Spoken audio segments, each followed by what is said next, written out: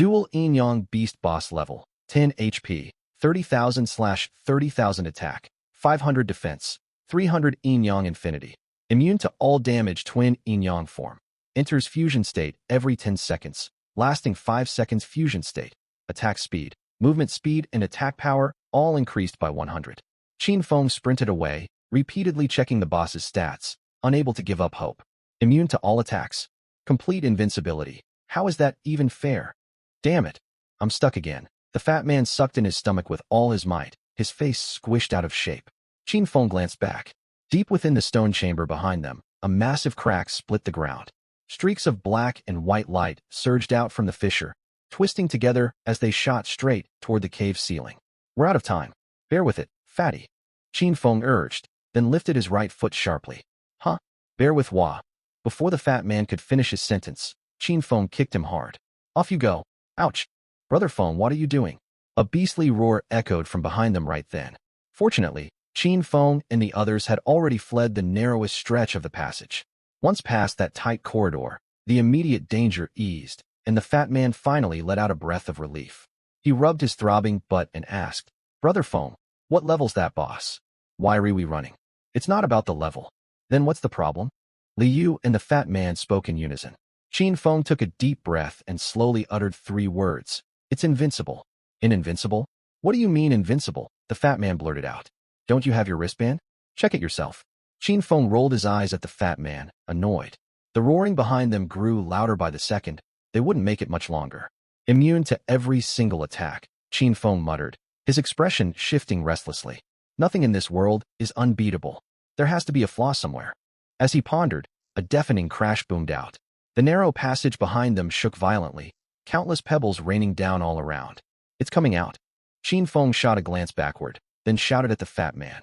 Hurry up. We can't fight properly in here. We have to break out first. Got it. The 3 of them sprinted with every ounce of strength they had, the cave trembling more violently by the second. After roughly 10 seconds, the cave entrance finally came into view. There's light ahead. We escaped. Brother Feng, the fat man yelled excitedly, his voice brimming with exhilaration. At that very moment, a dark shadow darted out from behind them, lunging straight for Qin Feng's back. Li Yu, take Fatty and run as far as you can. Don't wait for me. I've got a plan. Qin Feng cried out in pain as the beast struck his back. Li Yu hesitated for a split second, but meeting Qin Feng's resolute gaze, she activated her spirit bond state and dragged the fat man outside.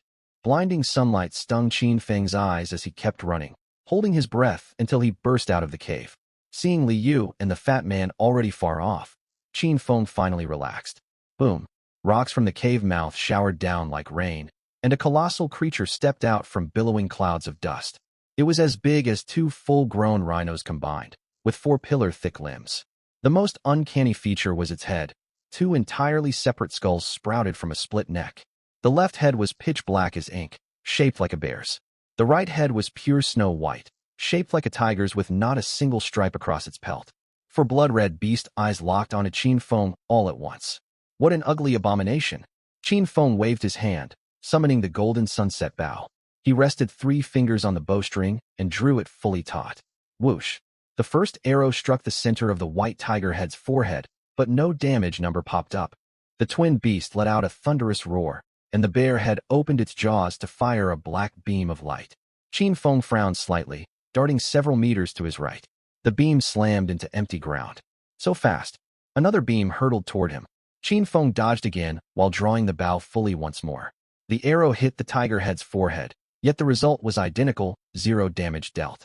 I refuse to believe you're truly untouchable. Qin Feng blurred into rapid motion, loosing arrow after arrow nonstop. No matter where his arrows landed, nothing changed. No damage numbers appeared, not even a scratch on the beast's flesh. Every arrow hit an invisible luminous membrane that absorbed the projectile, vanishing without piercing the creature's skin at all. A shield? But that didn't add up. Even shields display damage numbers, just in gray text. If it wasn't a shield. Qin Feng's train of thought was cut short by a sudden shift. The beast's 2 heads slowly drifted toward each other. The black and white light blazed even brighter, and in the blink of an eye, the 2 skulls merged into one. Fusion state. Without looking back, Qin Feng sprinted backward at top speed. The monster's stats skyrocketed while fused. If it latched onto him, he'd be done for. He was already moving extremely fast, yet the boss closed the gap in just 2 seconds. Squelch. 900A front claw slammed into his right shoulder, blood spraying instantly.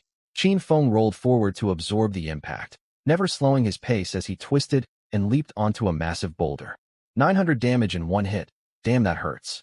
I swear I'm taking this thing down today. Just as the boss prepared to strike again, the 5-second fusion state timer expired. Without its absurd speed boost, Qin Feng caught a much-needed reprieve. Whoosh, whoosh, whoosh. 3 more arrows flew forth. What's that? The instant the arrows made contact, Qin Feng spotted a strange change. The bear and tiger heads swapped positions.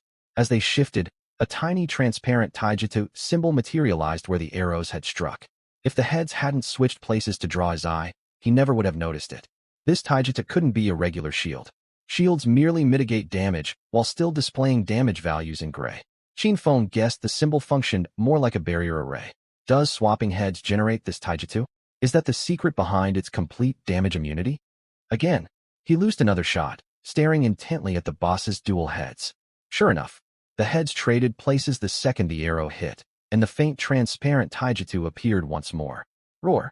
The 10-second cooldown elapsed, and the twin beast fused again, surging forward with amplified speed, jaws agape, to bite down. This time, Qin Feng did not dodge. He raised his bow, took aim, and loosed 3 consecutive arrows. The boss's attack landed right as the projectiles struck home. 900, 1300, 1300, 1300, all 3 arrows hit true. Though he took a single blow, his condition was still manageable. Now that he'd found a way to deal damage, he could fight back properly. Another clash erupted. Qin Feng stood his ground, firing arrows recklessly. 4 arrows chipped nearly 4,000 HP from the beast. Yet Qin Feng took 0 damage this time. He glanced at the Golden Sunset Bao's active skill, twitching his mouth. This invincibility window is way too short. With his invulnerability worn off, Qin Feng dared not take reckless risks. He dodged and shot in tandem, but the tactic yielded lackluster results. Only 3,200 HP remained. He could withstand 3 more hits from the fused boss at most. The beast still had 25,000 HP left. A straight trade of blows would almost certainly kill him. What am I supposed to do? This hidden boss was overwhelmingly powerful. Even Qin Feng felt helpless despite his buffs. By all standard rules, assessment dungeons never spawn level 10 bosses, let alone hidden variants. Yet Qin Feng had stumbled upon both anomalies one after another. Sigh. Qin Feng sighed, stowing his bow as he sprinted full tilt, scanning his surroundings. The terrain around him was flat, with barely any cover to use. Worse, the boss's fusion state speed was far too high to kite safely. What if I lead the boss to Liu and we tag team it? No good. 2 people wouldn't make enough of a difference. They'd both end up slain by the monster. Suddenly, Qin Feng's gaze fell to his status panel. 2 small characters next to his experience bar caught his eye. Level up. How could I forget I can still level up? Qin Feng muttered to himself, the tension melting off his face. With his current low HP, he couldn't whittle down this monstrous boss. But leveling up fully restored his health, granting him far more room to maneuver. His experience pool stretched 6 digits deep. He had plenty of level ups to burn. Trading blows was trivial now. 1 health bar not enough. 2 then. 2 insufficient. 3, and so on. Wearing the beast down was a guaranteed win. With that thought, Qin Feng skidded to a halt, spun around, and drew his bow tight as a new arrow condensed into form. The boss, fresh out of its fusion animation, froze in surprise at Qin Feng's sudden stop. Had this human given up? That split second of hesitation handed Qin Feng a massive opening. He landed 2 extra shots in this exchange. The volley stripped over 6,000 HP from the beast, while Qin Feng only lost 900. Nice. Qin Feng still had 2,300 HP remaining, and the boss sat at 19,000 HP. If he played it steady, the outcome of this battle was all but sealed. But fate had other plans. Disaster struck. Right after Qin Feng burned multiple level ups to slay the beast, it revived. Its form shifted upon resurrection. The single 2-headed creature split into 2 separate entities. 1 black beast, 1 white beast, and their base stats remained completely unchanged after division. Both monsters boasted 500 attack, 300 defense, and 30,000 HP each. Qin Feng was utterly dumbfounded.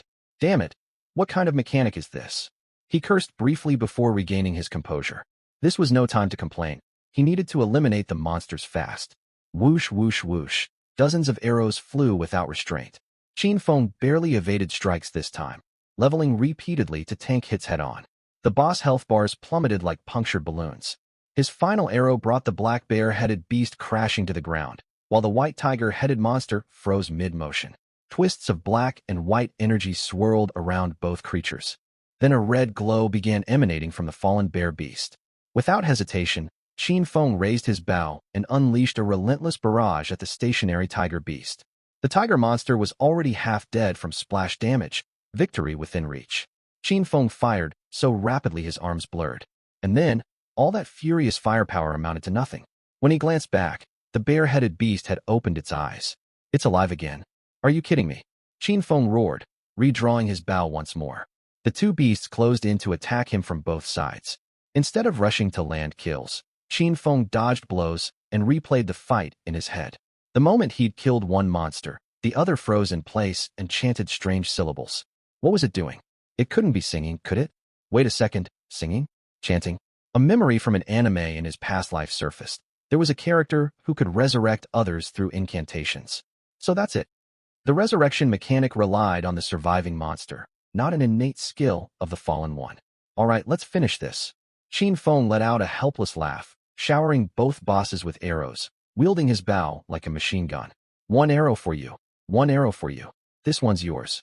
Several minutes passed. Qin Feng burned nearly all his surplus experience, climbing all the way to level 10. Both monsters stood on the brink of death. A single final shot would slay them both. It's finally over. Qin Feng's gaze sharpened as he slowly drew the golden sunset bow, an arrow coalescing at the string. Die. The instant the arrow tore through the air, Qin Feng allocated all 100 free attribute points from his level-ups to luck. All in. Sure enough, after slaying both beasts simultaneously, they did not revive. It worked. Successfully eliminated hidden boss, dual Yin-Yang beast.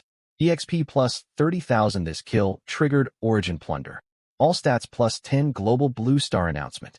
Congratulations to Awakener Feng, you, who for slaying the hidden boss of the assessment dungeon. Congratulations to Awakener Feng, you, who for obtaining special buff. Yin-Yang cycle consumed once upon use, then vanishes. Yin-Yang cycle. Revive with full HP upon death. Congratulations to Awakener Feng, you, who for obtaining 2-piece Yin-Yang ornament set, Orange Legend Grade. Congratulations to Slayer Feng for acquiring unique exclusive skill. Yin-Yang translocation. Click for details. Qin Feng froze in shock. From what he knew, first kills on dungeon bosses every year granted rewards, but never this generous. Furthermore, assessment dungeons had never featured hidden bosses in recorded history. He'd never seen an announcement like this before. Did this boss never spawn in previous runs? Or had no one unlocked it before him? Meanwhile, outside the assessment dungeon, all participating students had long been ejected from the instance, forcibly teleported out. And it was all thanks to Qin Feng. 1,000 people stood dead silent on the grounds. Principals, teachers, students alike shared one identical expression. Stunned, flabbergasted, completely blown away. Old Wong, assessment dungeons have hidden bosses? Am I losing my memory? I can't recall a single mention of this. I don't think so. And these rewards, they rival world boss loot. The two elderly principals stared blankly at each other, dumbfounded, unsure how to process the news. The surrounding students buzzed with chatter. Holy crap, it's Qin Feng again. Is this guy some chosen hero or something? Knight? How's his luck this insane? Chosen hero my ass. It's definitely Li Yu carrying all the luck, or she's got insider info. She transferred straight into our class. Her background's definitely something special. This is all Qin Feng's fault. If not for him, I might have won Goddess Li Yu over. Inside the dungeon, Li Yu knew nothing of the commotion outside. She'd already reunited with Qin Feng and the Fat Man. Qin Feng lay sprawled on a half-intact boulder, gasping for air. The Fat Man knelt beside him, rubbing his shoulders. Brother Feng, what's your exclusive skill do? Check it yourself. I'm wiped out, don't feel like moving. The Fat Man pouted. I tried clicking it, nothing happened. It's a reward only for you. Probably only you can view its details. Not only the Fat Man, Qin Feng himself burned with curiosity over this unique exclusive skill. The term, unique, spoke volumes. Only one copy of this skill existed in the entire world. Its value was immeasurable. Simply put, any item labeled unique ranked among the absolute top-tier treasures. Qin Feng forced himself upright and opened his inventory to inspect the skill. Yin-Yang translocation. After landing an attack on any target, the caster marks the target with the Yin mark. The caster bears a permanent Yang mark on their own body. allowing instant teleportation to any location bearing Ain mark at will. Marks persist indefinitely and cannot fade naturally. Only the caster may manually remove them. Notes: markable targets include all living creatures, inanimate objects, and energy entities. Notes: maximum teleport distance equals the caster's current attack range. Range upgrades raise the teleport cap proportionally. Qin Feng's heart erupted with joy. Truly worthy of a unique exclusive skill, it fit his playstyle perfectly. He possessed the Origin Plunder system, which let his attack range grow without limit. That meant his teleport distance had no upper bound either. The implications were staggering. From this moment onward, Qin Feng held theoretically unlimited, zero cost, zero cooldown instant teleportation. If he could strike a target and leave a mark, be it a boulder, a tree, even a bullet mid-air, he could teleport to it instantly. Once his range was boosted far enough, he would one day teleport across cities, nations, even planes of existence. This wasn't just a massive leap in mobility. It meant he could almost never be trapped or cornered. Brother Feng, why aren't you saying anything? Seeing Qin Feng lost in thought, the fat man waved a hand in front of his face. What's the skill even do? Li Yu didn't press him, yet her wide, expectant eyes never left Qin Feng, clearly burning with curiosity too. Nothing major, just a survival skill. It's passable, I guess. Qin Feng wasn't being arrogant. Life-saving trump cards were never meant to be shared casually. The fat man seemed loyal for now, but who knew how his feelings might shift with time. As for Li Yu, they'd only just teamed up temporarily, and she harbored countless secrets he couldn't trust. Neither of the two knew his inner thoughts, yet they respected his boundaries. Every Awakener guarded their survival skills as their most vital ace, so they dropped the subject without further prying. Brother Feng, the fat man changed topics. Look at my orange set gear. Are the stat affixes identical to yours? With that, he tapped his wristband and shared the newly awarded two-piece Yin Yang ornament set to the party chat. Yin Yang Jade Pendant. Max HP plus 30, Constitution plus 30. When HP drops below 50, grants a shield equal to 10 of maximum HP. Yin Yang Ring. Defense plus 30, Agility plus 30. After gaining a shield, movement speed doubles for 3 seconds. 1 hour cooldown on the speed boost trigger. Two-piece Yin Yang set bonus. All damage dealt increased by 10. They're identical. This set has no class restrictions.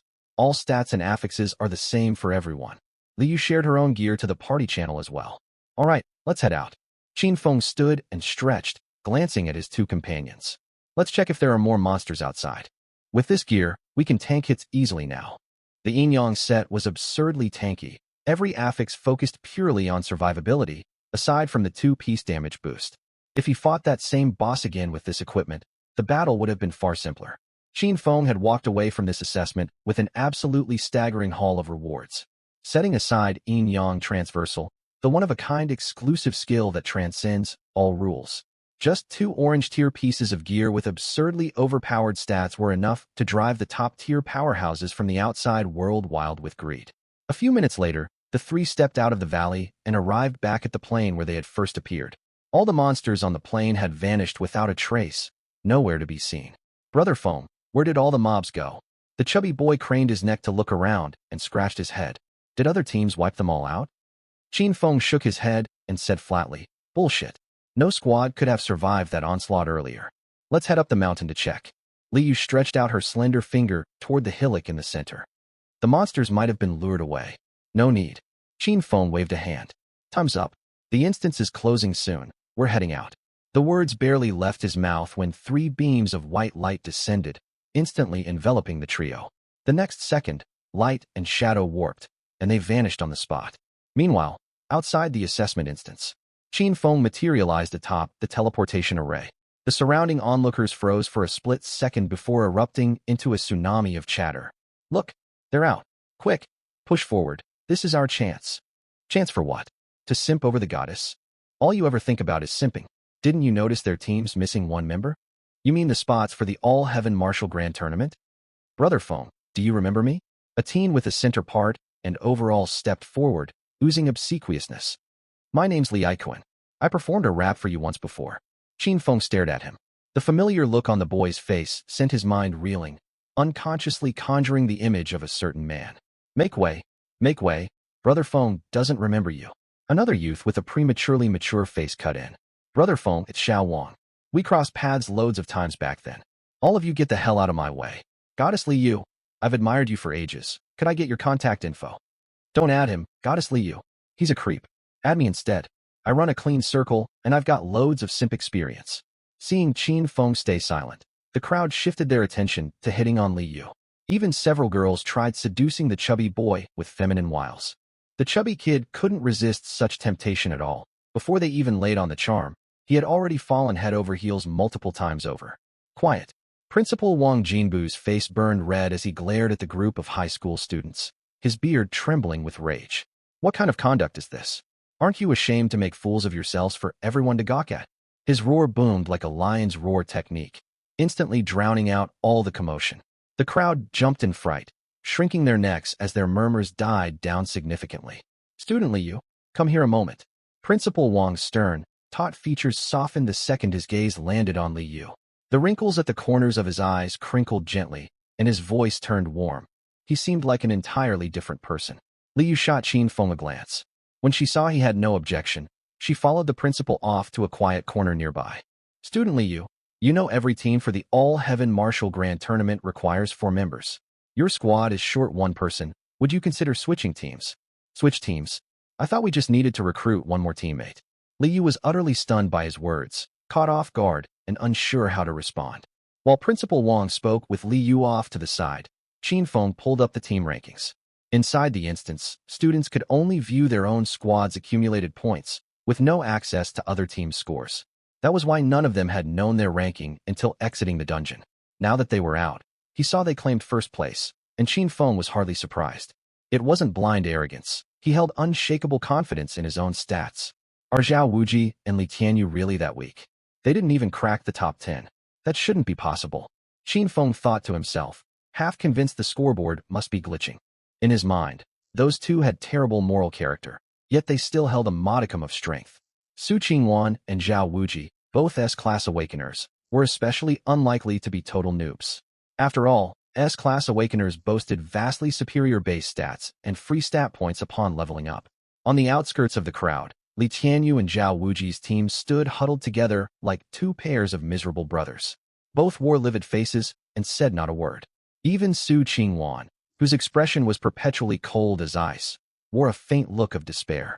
When he caught Qin Feng's gaze, Li Tianyu surprisingly did not scowl. He glanced awkwardly off to the side, pretending he hadn't seen Qin Feng at all. Brother Feng, have you heard? The chubby boy's voice pulled Qin Feng back to reality. Li Tianyu's squad got eliminated first. Eliminated? Qin Feng turned to him, confused. What do you mean eliminated? Did their whole team wipe? Exactly, total team wipe. If the instance didn't have a revival mechanic, they'd be dead for good. The chubby boy nodded vigorously, glancing toward the crowd's perimeter with undisguised glee. Same with Zhao Wuji's group. Both teams were the first to get knocked out. He paused, leaning in to whisper in Qin Feng's ear. Word is they got chased all over the map by swarms of elite mobs and bosses, looking utterly pathetic. The chubby boy harbored zero fondness for either squad. Anyone who had ever talked down to Brother Feng was scum in his eyes. So he relished recounting their humiliation without mercy. A thought crossed Qin Feng's mind. This assessment instance had definitely been abnormal. Level 10 bosses, hidden bosses, monsters that were never supposed to spawn in a rookie assessment dungeon had appeared out of thin air. No wonder Li Tianyu and Zhao Wuji's teams had gotten eliminated early. Just then, the dean's voice boomed out. Rank rewards will now be distributed. Captains of the top 10 teams, step onto the platform to claim your prizes.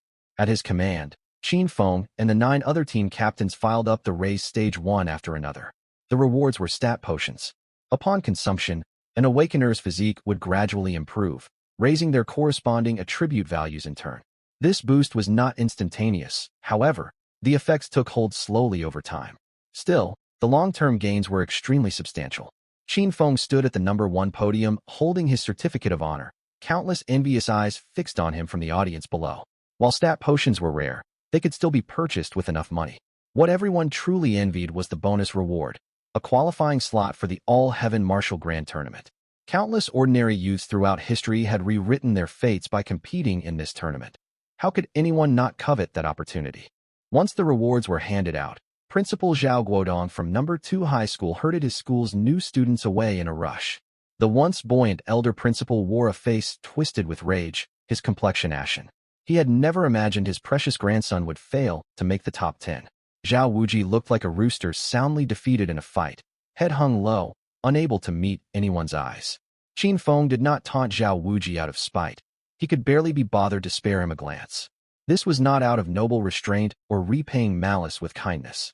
He simply knew that defeating Zhao Wuji outright was the greatest humiliation he could inflict. After number 2 high school departed, the teachers and principal of number 1 high school dispersed as well, and Li Yu returned to Qin Feng's side. Li Tianyu was about to follow his instructors away when a voice halted him. "Young Master Li, don't rush off. Aren't you forgetting something?" The words drifted eerily from behind him, like a death knell. "Qin Feng, don't push your luck. We're all classmates. How can you act like this?" One of Li Tianyu's lackeys spoke up first. Qin Feng's gaze sharpened, and he spat 2 cold words at the boy. "Shut up." The lackey tried to retort, but Li Tianyu held him back. He let out a bitter laugh as he looked at Qin Feng. "Qin Feng, Li Tianyu, keep my word. That purple tier gear I lost to you will be sent to your wristband tonight." "What else?" Qin Feng pressed. Li Tianyu's face paled further. Being forced to publicly admit he was worthless would shame him more than outright murder. Yet he had set the bet himself. If he backed out in front of everyone, he would never be able to show his face at number 1 high again. "Could we maybe?" "No." Qin Feng cut him off mid-sentence. He found no joy in forcing public humiliation, but since Li Tianyu had brought it up, he had no qualms making him uphold the wager. "Brother Feng." Li Tianyu drew a deep breath. "Brother Feng, I'll pay you 10,000 yuan. Can we call this even?" Qin Feng grinned and stepped forward, clapping Li Tianyu on the shoulder. "Nope. Pay more." "How much?" 100,000. At that figure, Li Tianyu felt a wave of relief crash over him. If Qin Feng had refused to budge, he would have lost all dignity either by reneging on the bet or submitting to the public humiliation. Having a way to buy back his pride with cash was a blessing in his eyes. "Fine. I'll send the money and the gear over tonight." With that, he turned and left without a backward glance. Qin Feng was perfectly satisfied with the outcome. Having lived 2 lifetimes, he found cold hard cash far more practical. All he cared about now was growing stronger.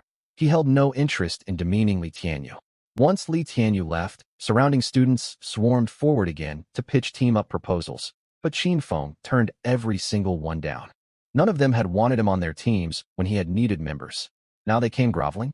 Too little, too late. He had reaped massive gains from the instance.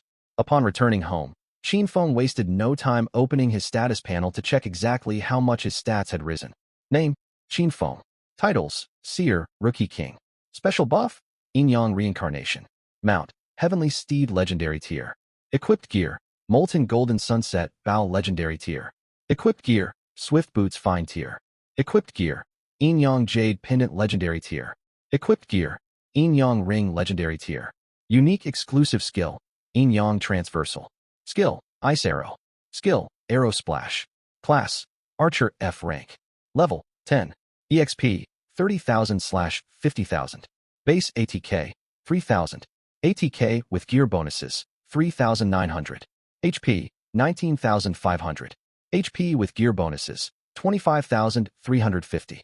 Strength STR: 300. Agility AGI: 300. AGI with gear bonuses: 430. Defense DEF: 300. Def with gear bonuses: 390. Constitution CON: 300. Con with gear bonuses: 390. Spirit SPI: 300.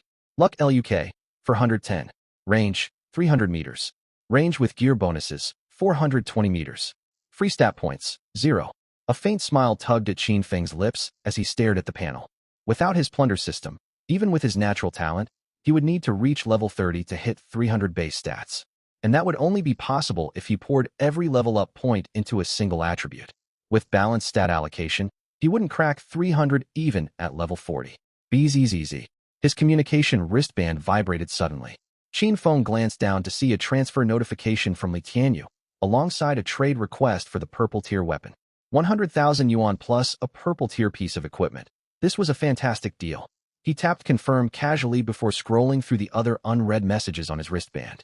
Principal Wang Jinbu had sent a voice note, congratulating him on claiming first place in the assessment and telling him to rest for a few days, then stop by his office the following Monday for a talk. A talk? Qin Feng frowned. Knowing Principal Wang's personality, he should have cut all contact after learning Qin Feng only held an F-rank talent. The placement assessment concluded, and school went on break. Martial arts classes were far less grueling than the old academic coursework had been. On the first day of vacation, Qin Feng slept straight through until noon. After a quick wash-up, he headed out. Jinmao Trading Guild was Linghai City's largest trading hub for awakeners. Crowds bustled within, lined with shops selling every variety of potion and combat skill scroll, a dizzying array of goods filling every corner. Qin Feng browsed for a while before stepping into a gear exchange shop. A rush of cool air hit him the moment he crossed the threshold, a stark contrast to the sweltering heat outside the guild hall. The shop's decor was minimalist, glass display cases lining every wall filled with standardized gear marked with price tags ranging from tens of thousands to millions of yuan. "Sir, looking to buy gear or commission a custom piece?" A middle-aged shopkeeper lifted his head from behind the counter, sweeping his gaze over Qin Feng before offering a practiced professional smile. "Do you purchase used equipment?" Qin Feng stepped closer and waved a hand. Several pieces of gear of varying tiers materialized out of thin air atop the counter. "What's this?" The shopkeeper shot to his feet, picking up the two purple epic weapons and examining them repeatedly. "You're looking to sell epic tier gear?" His flustered excitement caught Qin Feng off guard. He had been scanning the display wares, but now his full attention snapped to the shopkeeper. "Correct. These two purple weapons, plus this blue tier gear. I'm selling all of them." One of the purple bows was the Moonchaser bow, the other a warrior's weapon Li Tianyu had lost to him in their bet.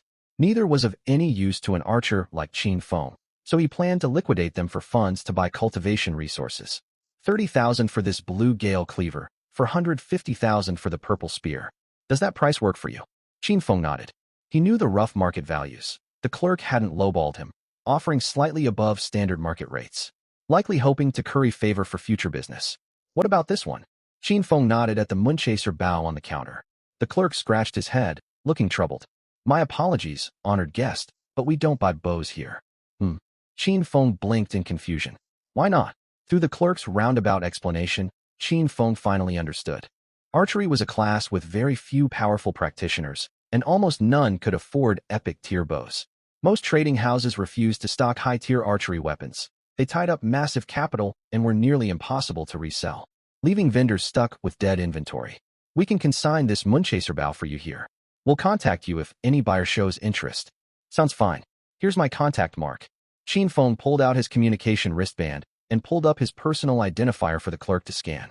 The communication mark functioned much like QR codes from his past life, letting users add one another with a single scan. "One more thing. Show me all your stat potions and archer skill scrolls." "Right away, honored guest, one moment."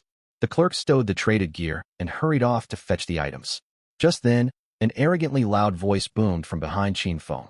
"Where's the staff? Where the hell's the shop owner?" Qin Feng turned to see four men sauntering inside. At their head was a young man in his early 20s with slicked back hair, decked head to toe in luxury designer brands. Three burly bodyguards trailed behind him, all tall, imposing awakeners. It was obvious at a glance this was some wealthy clan's young master.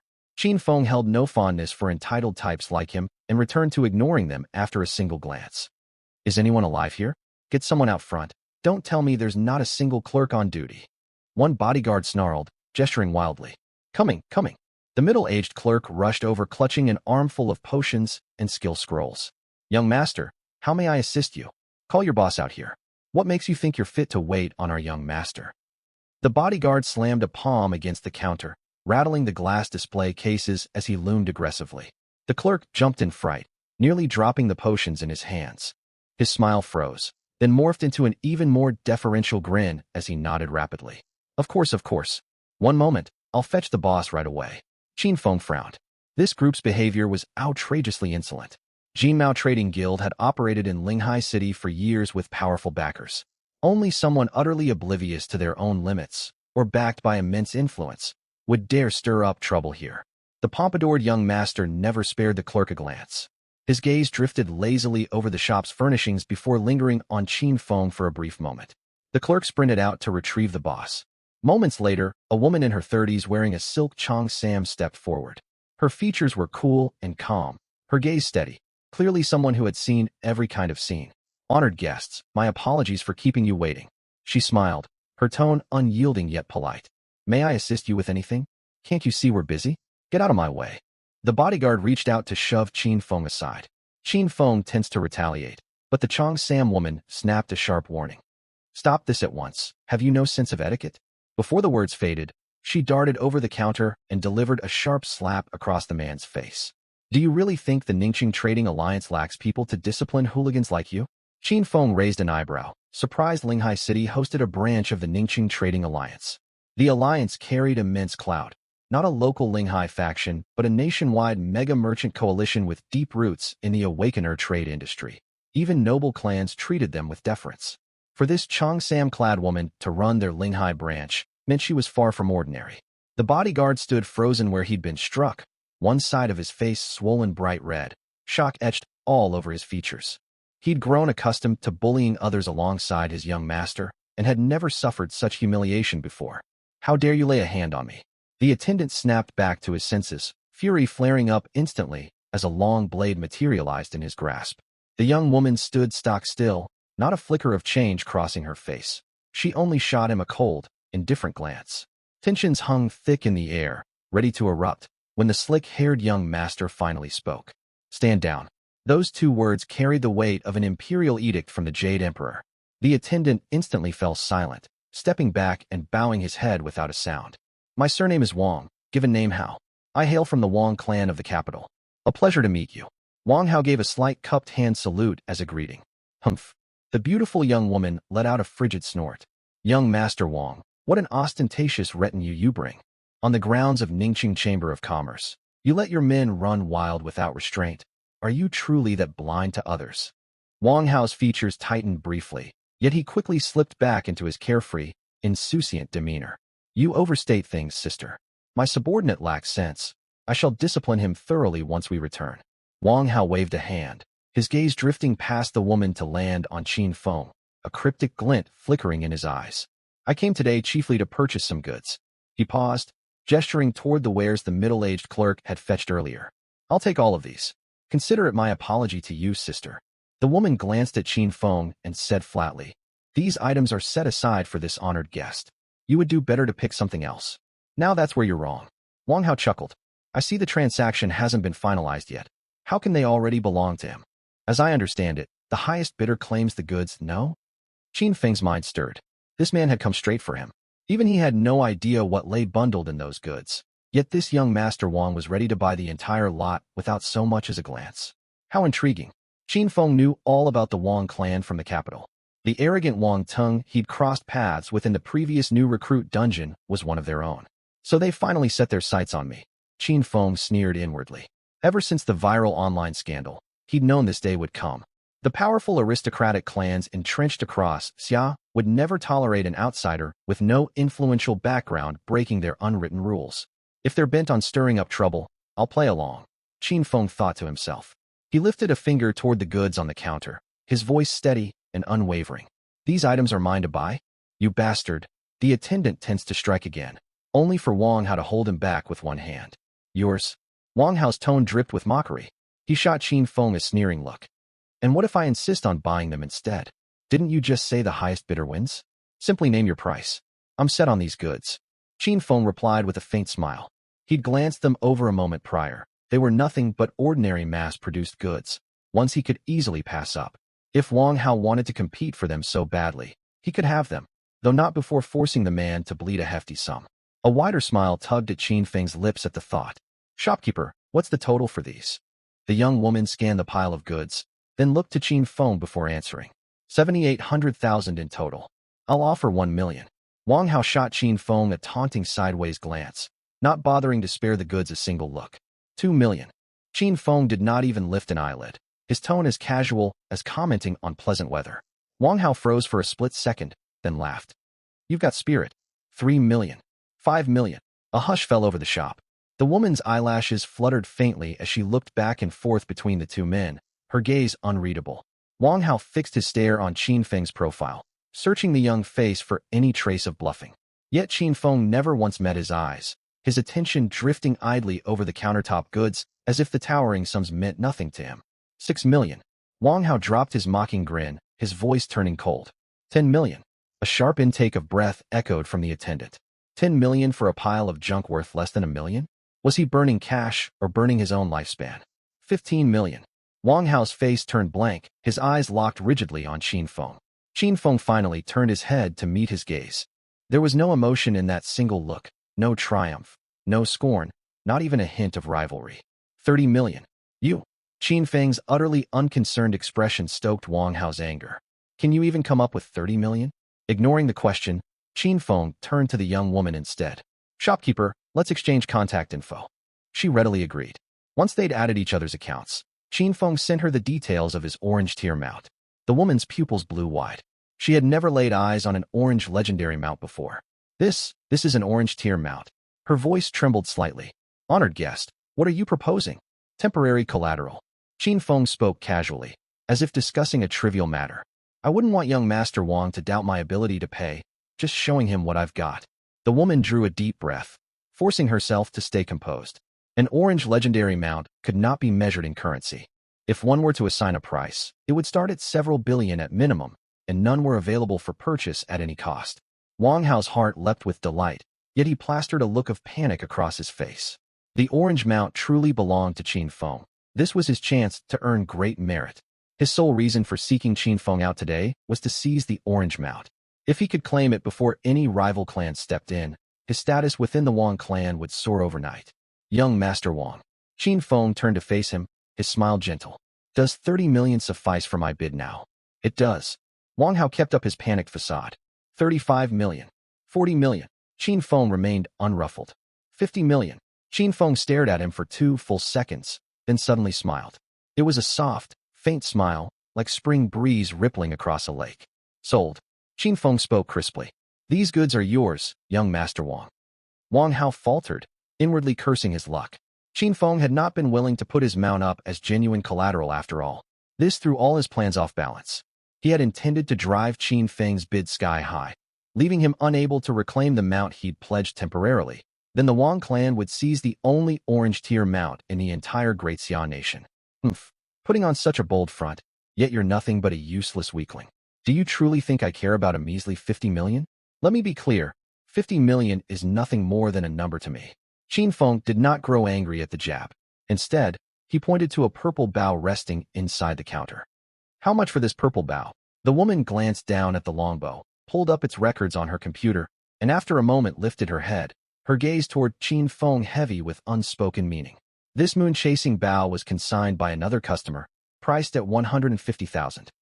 150,000. Qin Feng appeared to hesitate, his fingers brushing the bow's shaft as if loath to let it go. After roughly 5 seconds of deliberation, he forced himself to speak. Wrap it up for me. I'll take this bow.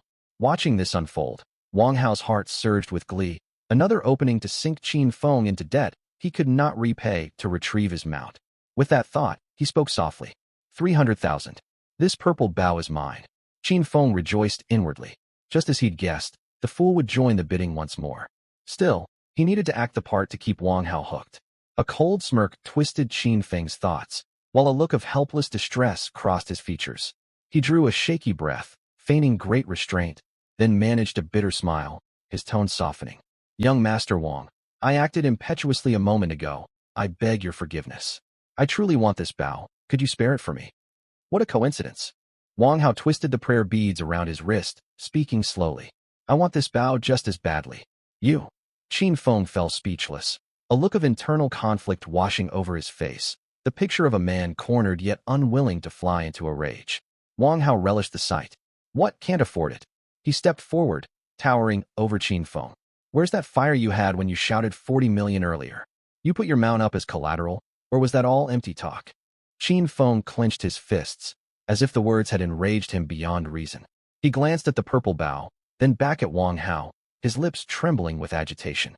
Very well, young Master Wang. Since you push me too far, I'll offer 50 million for this bow. I'll fight for this shred of pride today. Wang Hao narrowed his eyes. 50 million. This was perfect. If he withdrew his bid now, Qin Feng would lose the sum entirely and never be able to redeem his mount. 50 million. Are you raising your bid any higher, young Master Wang? Qin Feng's voice turned urgent all at once. He spun toward the shopkeeper, speaking faster. Shopkeeper, if young Master Wang bows out, this moon-chasing bow is mine. Actually, I won't need to put my mount up as collateral, just swipe my card. I have exactly 50 million in my account. He reached for his wallet at once, moving fast, as if terrified Wang Hao might change his mind. Wang Hao's pupils shrank sharply. He could produce 50 million without collateralizing the amount. That would ruin everything. His whole scheme revolved around forcing Qin Feng to pledge them out. If Qin Feng simply paid up front, all his efforts would be for nothing. Moreover, Wang Hao's eyes locked on the purple longbow, his mind racing. Could this bow hold some hidden value? Was Qin Feng rushing to claim it because it was a priceless treasure? It was equally possible that the young man was merely hot-headed, overextending himself to save face in front of him. Either way, it did not matter. He had never cared about the shoddy bow itself. He only wanted Qin Feng drained of funds and forced to hand over his mount. Thinking quickly, Wang Hao called out at once. 60 million. Qin Feng froze mid-motion, reaching for his bank card. He turned to Wang Hao, his face etched with obvious regret. 60 million? Qin Feng repeated the number. Very well. If young Master Wang wants it that badly, the bow is yours. The composed smirk slid off Wang Hao's face for a split second. He'd back down again. How tedious. Heh. Wang Hao let out a cold huff, a mocking curve pulling at his mouth. Not going to fight for it anymore? You claimed you'd stand your ground earlier. This is all you're capable of. Qin Feng said nothing, merely watching him quietly. Childish theatrics. Wang Hao shook his head, as if judging a misbehaving youth. Do you think you're clever? Proud of swindling me out of 100 million? 100 million may be a sum you could never earn in a lifetime. To me, it is worthless. Throwing it away is no different from tossing scrap paper. He spoke the truth. 100 million meant nothing to him. His yearly resource expenditures far exceeded that figure. What he truly coveted was Qin Feng's mount. Unfortunately, the boy was far too slippery, evading his trap twice over. Well, Wang Hao kept goading him, hoping to spark his temper. Trash. Are you going to fight for it or not? Qin Feng ignored Wang Hao completely. Turning to the young shopkeeper, he said evenly. Shopkeeper, process the payment. She met his gaze and nodded faintly. Young Master Wang, she said, her red lips parting softly.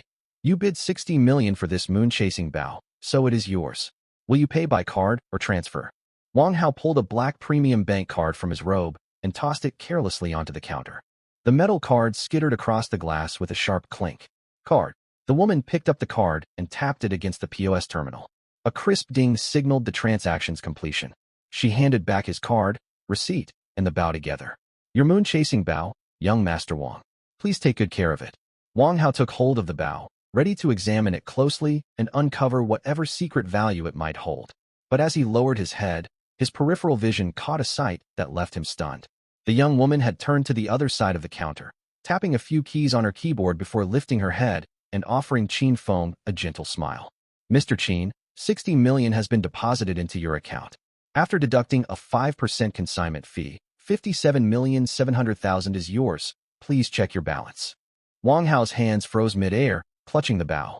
Every trace of expression vanished from his face, as though someone had hit pause on his features. What does this mean? His voice dropped to a menacing growl, his gaze flicking rapidly between the woman and Qin Feng. What the hell do you mean it went into his account? A perfectly practiced look of confusion crossed the woman's face, as if she could not fathom his outrage. Young Master Wang, this moon-chasing bow is a consigned item. Per our shop rules, once a consigned product sells, the funds minus service fees belong to the consignor. Is there an issue with that? Wang Hao's face darkened drastically. Who is the consignor? The woman did not answer, only tilted her head slightly toward Qin Feng. The unspoken answer was crystal clear. Wang Hao followed her line of sight to Qin Feng, who wore a faint, calm smile. The young man was staring down at his wristband, seemingly reviewing the newly arrived 57 million. His unruffled composure stung Wang Hao 100 times worse than any outright jeer. A surge of boiling rage rushed up from Wang Hao's chest to his skull. It was not the money that stung. 60 million, 100 million, even 200 million, all were just meaningless digits to him. He could toss such sums away without batting an eye. The problem was that the money had not simply vanished. It had landed straight in Qin Feng's pockets. He could stand throwing cash into a river just to hear the splash, but he could never abide his own money lining Qin Feng's pockets. The sensation was akin to throwing a punch in a fight, missing your opponent entirely, and slamming your own fist straight into your own face. Humiliating. A disgrace beyond measure. You two schemed together to swindle me. Wang Hao's voice boomed, all calm and mockery vanishing, replaced by unbridled fury at being played for a fool. He slammed his palm hard against the counter, rattling every item atop it. The smile faded from the woman's face. Watch your words, young Master Wang. You named your own bid. No one forced you at any point. How can you claim you were swindled? Wang Hao was left speechless for a moment, then burned hotter with anger. Why did you not tell me the bao was his consignment earlier? You knew he was the consigner and still let me bid against him. The woman blinked, feigning total innocence. You never asked. How was I to volunteer the information? Fine. Very well. Wang Hao drew a ragged breath, his eyes glinting with venomous malice. I will remember this debt. He spun toward Qin Feng and roared. Refund the money. I don't want this bao anymore. Oh. Qin Feng hummed indifferently and turned to walk away. Refund the money? Not a chance in this lifetime. Stop right there. Wang Hao charged after him with his attendants, a battle axe materializing in his grip. Seeing their young master lose his head, the lead attendant hurried forward to dissuade him. Young master, we cannot draw weapons in the city district. Shut your mouth. Chase him. Wang Hao had lost all rationality, raging like a feral dog and deaf to all persuasion. Qin Feng's figure flashed around a street corner, vanishing without a trace like a drop of water melting into a river. Wang Hao sprinted to the corner clutching his battle axe, only to find an empty alley, not a soul in sight. He chased a little further, yet Qin Feng was nowhere to be found. Damn it! Wang Hao kicked a metal trash can hard. It clattered and tumbled far down the pavement, spilling garbage across the road. Pedestrians all swerved to avoid crossing paths with the enraged awakened. His attendants raced over, gasping for breath. The boldest among them stepped forward. Young master, there is no sign of him further down that way. Wang Hao said nothing, his chest heaving violently. A soft breeze cooled his boiling temper bit by bit, and he regained his senses enough to realize he had acted recklessly. Drawing blood in public within city limits would bring the enforcement squad down on him, and even the Wang clan could not shield him from the fallout. He stowed his battle axe away, his face dark enough to drip venom. You too. Wang Hao pointed to two attendants behind him. Post surveillance around Qin Feng's residence, rotating shifts 24 hours a day. Alert me the second he steps foot outside. Understood, young master. Remember, only observe. Do not spook him. The attendants nodded repeatedly. Wang Hao glanced back toward where Qin Feng had disappeared, a vicious glint flickering in his eyes. Let's go home. Qin Feng hadn't gone far at all. He hid inside a convenience store less than 50 meters from the corner, staring straight at Wang Hao and his crew through the glass window. It was only when Wang Hao's group vanished completely around the bend that Qin Feng stepped out unhurriedly. Flying off the handle like that. Aren't you afraid you'll blow a gasket? He muttered to himself under his breath. Qin Feng had avoided clashing head-on with Wang Hao not out of cowardice, nor fear that he would lose a fight. Dealing with trash like Wang Hao and his goons would be child's play for him. Even so, if he hurt Wang Hao right then, acting in self-defense, the Wang clan would fly into a murderous rage. Maintaining the status quo was his best bet. Though the Wang clan bore him grudges over the world boss incident, they dared not cross the line and attack him openly in public. As long as this delicate balance held, he would have plenty of time to grow stronger. Qin Feng took a sip of water, tossed the empty bottle into the trash can, then turned and walked the opposite way. First, grab dinner, then head home to sleep. After eating his fill, Qin Feng ambled back to his apartment building. When he reached the ground floor, he frowned faintly. The usually quiet courtyard was swarming with activity. 7 or 8 business vans were parked nearby, a sight he had never seen before. He glanced around, said nothing, and headed straight upstairs. That spoiled young master Wang really has money to burn. Qin Feng sighed sincerely as he stared at his account balance. For the next 3 days, Qin Feng never set foot outside his door, and the vans below never left either. 3 days slipped by in unbroken calm, though a few of the surveillance vehicles disappeared. By Sunday, only one van remained. Monday, 3:30 in the early morning. The sky was still pitch black when Qin Feng pushed open his window and jumped down. His feet barely touched the ground before he streaked toward the northern outskirts of the city. He moved at blistering speed, nearly silent on his feet, his figure darting through the darkness straight for the suburban wilds beyond town limits. Inside Linghai City's most luxurious hotel, Wang Hao fumbled groggily for his smart wristband, and an anxious subordinate's voice crackled through the speaker. Young master, he's left his residence. What? When? Wang Hao shot upright, all traces of sleep vanishing in an instant. Just now. I watched him jump from his apartment building. He's unbelievably fast. I'm tailing him right now. Good, stay on his trail. Make sure you don't get spotted. Send me his coordinates. I'll be there at once. Wang Hao ended the call and hurried downstairs. By the time Wang Hao arrived at the foot of the northern mountain range with several subordinates, faint light had seeped into the sky. The sun had yet to rise fully, shrouding the entire mountain in a thin, hazy mist that blurred every outline. Where is he? He went into the mountains. The lookout subordinate bowed his head, too afraid to meet Wang Hao's eyes. Once he reached the foothills, he turned straight into this stretch of woodland. Wang Hao stared at the rolling forested mountains ahead, his brows knitted tight. The range was neither huge nor tiny, stretching for over a dozen li, choked with thick, dense trees. Instead of ordering his men to charge in immediately, he turned to the lookout. Did anyone from the other noble clans follow? The subordinate shook his head quickly. No, young master. After watching Qin Feng stay indoors for days, all the other clans pulled their watchers. Only our men kept guard non-stop. You're certain? 100%. I've kept a close eye on their posts these past few days. Wang Hao nodded slowly, the tension easing slightly from his face. Well done. He lifted his gaze to the mountain, a greedy glint flashing in his eyes. If we catch Qin Feng today, you'll be handsomely rewarded by this young master. He glanced at the other subordinates beside him and suddenly smirked. You've all served me for years. If this mission wraps up smoothly, I won't treat you shabbily. Once I become the head of the Wang clan, every single one of you will earn a position as hall master. Upon hearing this, the subordinates' faces lit up with delight, and they rushed to pledge their loyalty.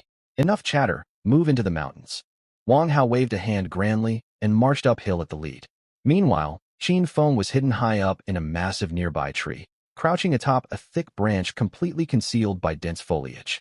Through gaps in the leaves, he watched Wang Hao's groups retreating backs with cold eyes. Perfect. If they were hell-bent on walking to their deaths, he would show them no mercy. Originally, Qin Feng had no wish to fight the Wang clan to the bitter end, but Wang Hao just would not let it go.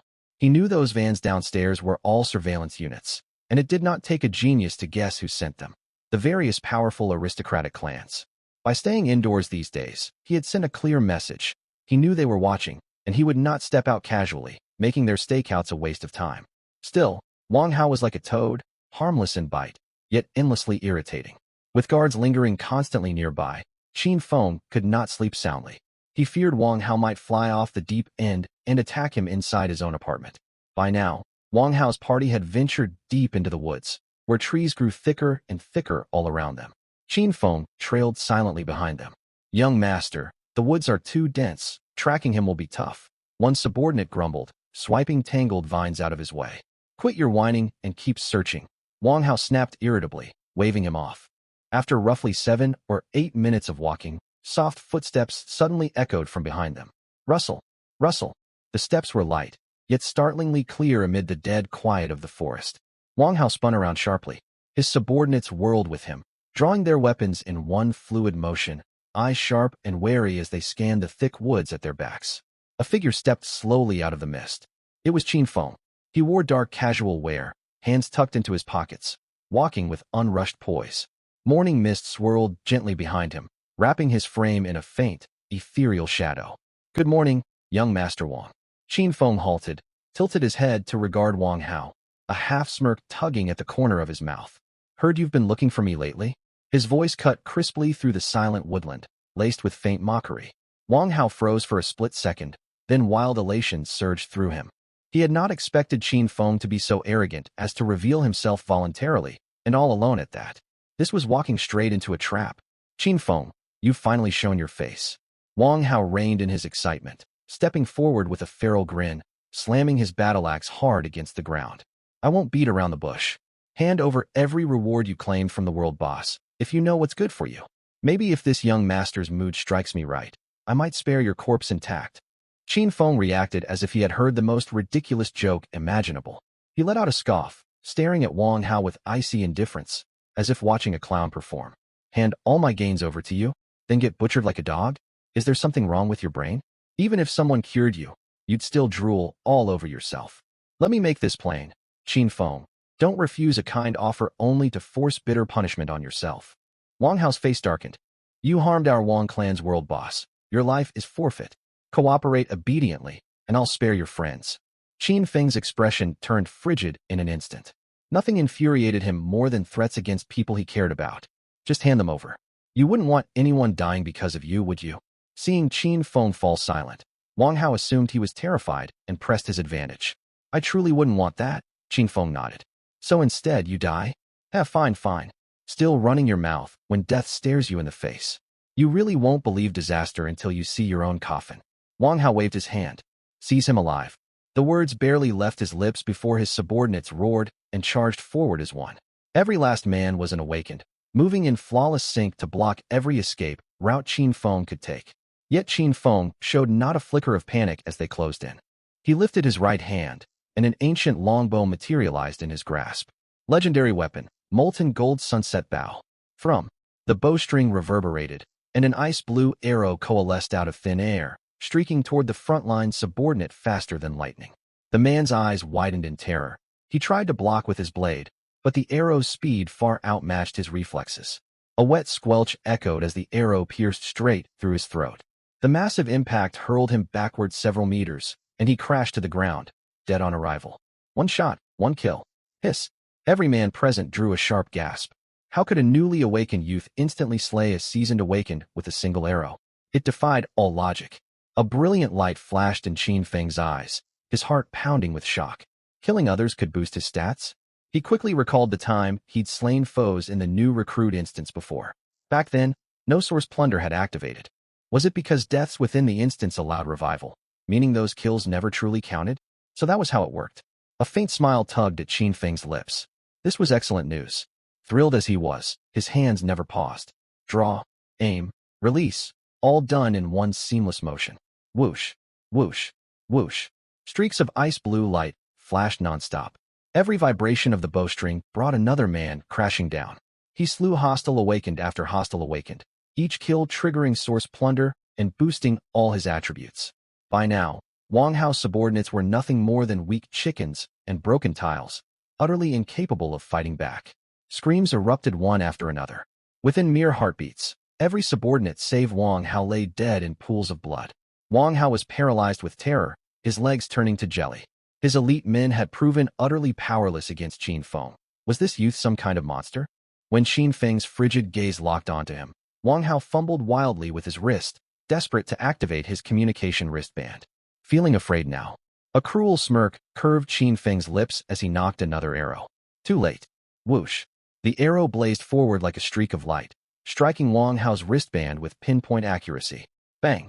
The wristband exploded into flying shards. Wang Hao screamed as blood gushed from his mangled wrist. Qin Feng, you cannot kill me. Clutching his injured wrist, Wang Hao stumbled backward in abject terror. I am from the capital Wang clan. If you slay me, the Wang clan will hunt you to the ends of the earth.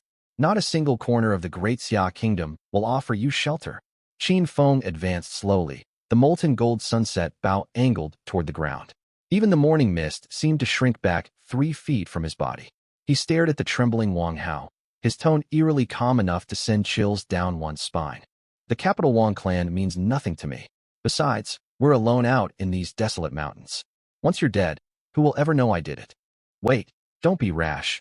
I beg you, Qin Feng, calm down. A rank stench wafted out from beneath Wang Hao's legs. Qin Feng wrinkled his brow, wasted no more words, and loosed another arrow. Wang Hao's eyes brimmed with despair and disbelief. He tried to beg for mercy, but the arrow was already screaming toward him. In the blink of an eye, it pierced his heart. The light faded rapidly from his eyes, and his body slumped limply to the ground. Qin Feng stepped forward to confirm Wang Hao was dead, then pulled gasoline and a lighter out of his backpack. Before long, all the corpses on the ground burned to ash, as if they had never existed at all. Once everything was finished, Qin Feng combed the scene thoroughly to erase every trace of what had happened. He stowed his bow, then turned and vanished into the woods, heading back toward the city. The morning sun finally cut through the mist, spilling light across damp leaves. This marked the first time he had truly taken human life, and yet he felt no panic whatsoever.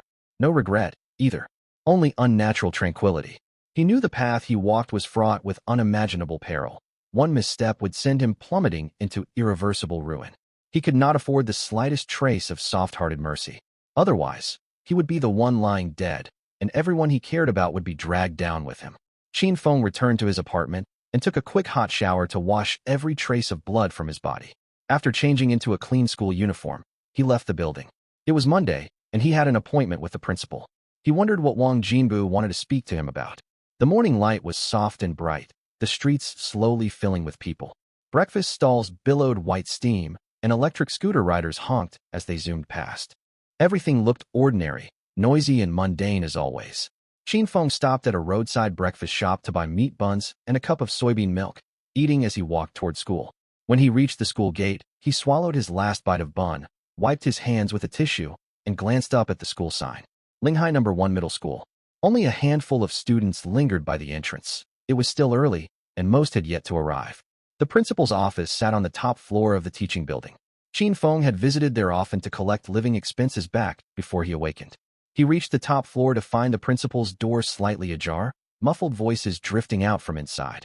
Qin Feng knocked several times, and the conversation fell silent at once. "Come in." Qin Feng pushed the door open and stepped inside. The office held far more people than just the principal. The principal's office was far livelier than Qin Feng had anticipated. Wang Jinbu sat behind the broad desk, cradling a steaming teacup with his usual warm, kindly smile. The discipline director stood beside him, stiff and solemn, his back slightly hunched. Lin Shui, his homeroom teacher, sat on the sofa. She nodded at Qin Feng when he entered, a flicker of concern in her eyes. On the opposite sofa sat two familiar faces, Su Qingwan and Li Tianyu. Li Tianyu curled his lip in undisguised disdain the moment Qin Feng walked in. "Qin Feng's here." Wang Jinbu set down his teacup and greeted him warmly. "Come, take a seat first." Qin Feng's mind raced. What trick was the old principal pulling, acting this friendly? Something was off. Just then, rapid footsteps echoed outside the door. Brother Feng. A stocky, round figure stumbled inside, followed by the tall, graceful Li Yu. The fat boy was drenched in sweat, clearly having run all the way. Li Yu remained composed, though her brows lifted faintly when her gaze swept over Su Qingwan. "Now that everyone's arrived, you may all sit." Wang Jinbu waved a hand toward the long sofa across the room. Qin Feng, Li Yu and the fat boy sat as told. The sofa was narrow. The fat boy alone took up nearly half the space, shoving Qin Feng into the middle, separated from Su Qingwan only by a low tea table. Su Qingwan lifted her head slightly, shot Qin Feng a complicated glance, then quickly looked away. "Principal, what did you call us all here for?" Qin Feng cut straight to the point. Wang Jinbu smiled and did not answer immediately. He lifted his teacup and sipped slowly before speaking. "Qin Feng, your performance in the new recruit instance and the placement assessment was truly remarkable. You secured the first kill on 2 bosses in a row. That's an incredible stroke of luck." "Luck?" Qin Feng sneered inwardly, keeping his face impassive as he waited for the principal to continue. Sure enough, Wang Jinbu shifted tone, leaning forward slightly with sharper eyes. "Still, I'm curious. Even with extraordinary luck, how did an F-rank archer like you land the first kill on the instance boss?" A hush fell over the office. Every pair of eyes locked onto Qin Feng. Principal Wang Jinbu's gaze was especially piercing, as if trying to see straight through him. Lin Shui frowned faintly, thinking the question bordered on intrusive. "Qin Feng," Wang Jinbu's voice stayed calm, yet thick with suspicion. "Tell the principal the truth. Do you possess some hidden innate talent?" "Here it comes." The old fox was definitely suspicious of him. Alarm bells blared in Qin Feng's mind, yet his expression stayed calm. He shook his head. No, the secret of his system could never be exposed. If it were, he would likely be seized and dissected for research. Truly none. Wang Jinbu pressed, his stare unblinking. "Principal, what hidden talent could an F-rank archer possibly have?" Qin Feng spoke with complete candor, even offering a small smile. "If there's anything special about me, it's just sheer good fortune." "Humph." Li Tianyu scoffed, though he said nothing aloud.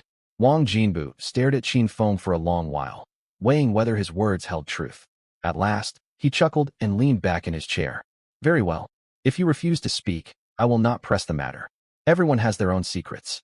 He set down his teacup, folded his hands atop the desk, and his expression turned formal. "With that said, let us move on to the main business." Qin Feng's heart tightened. Main business? What main business? The registration rules for this year's martial arts tournament have been revised at the last minute. Teams must have exactly 4 members to sign up, but your squad only has 3.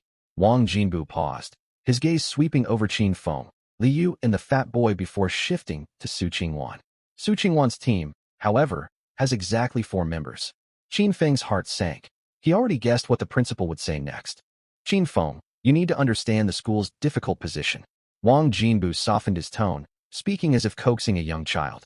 "The martial arts tournament is no trivial matter. It represents the dignity of Linghai No. 1 High School. Su Qingwan is an S-rank awakener. Over the past week, she's led her team to clear dungeons multiple times. Their gear and team coordination have been polished to perfection. If they compete, they stand a far better chance of claiming top rankings. So the school's decision is, we'll award the tournament spot to Su Qingwan's team. The moment the words left his mouth, a strange silence fell over the office.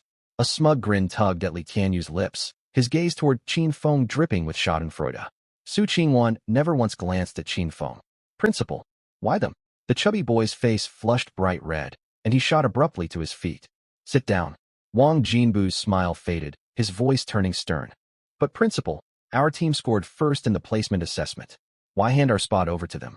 Just because they've got money and cleared a few more dungeons, they're better than us? That logic's total garbage. Li Hu, the dean of studies, barked sharply. Watch your tone. The chubby boy trembled with rage. If Qin Feng hadn't clamped a hand on his arm, he would have charged forward. Seeing this, Li Tianyu stretched lazily and drawled in a sarcastic tone. TSK, nothing can be done, rules are rules.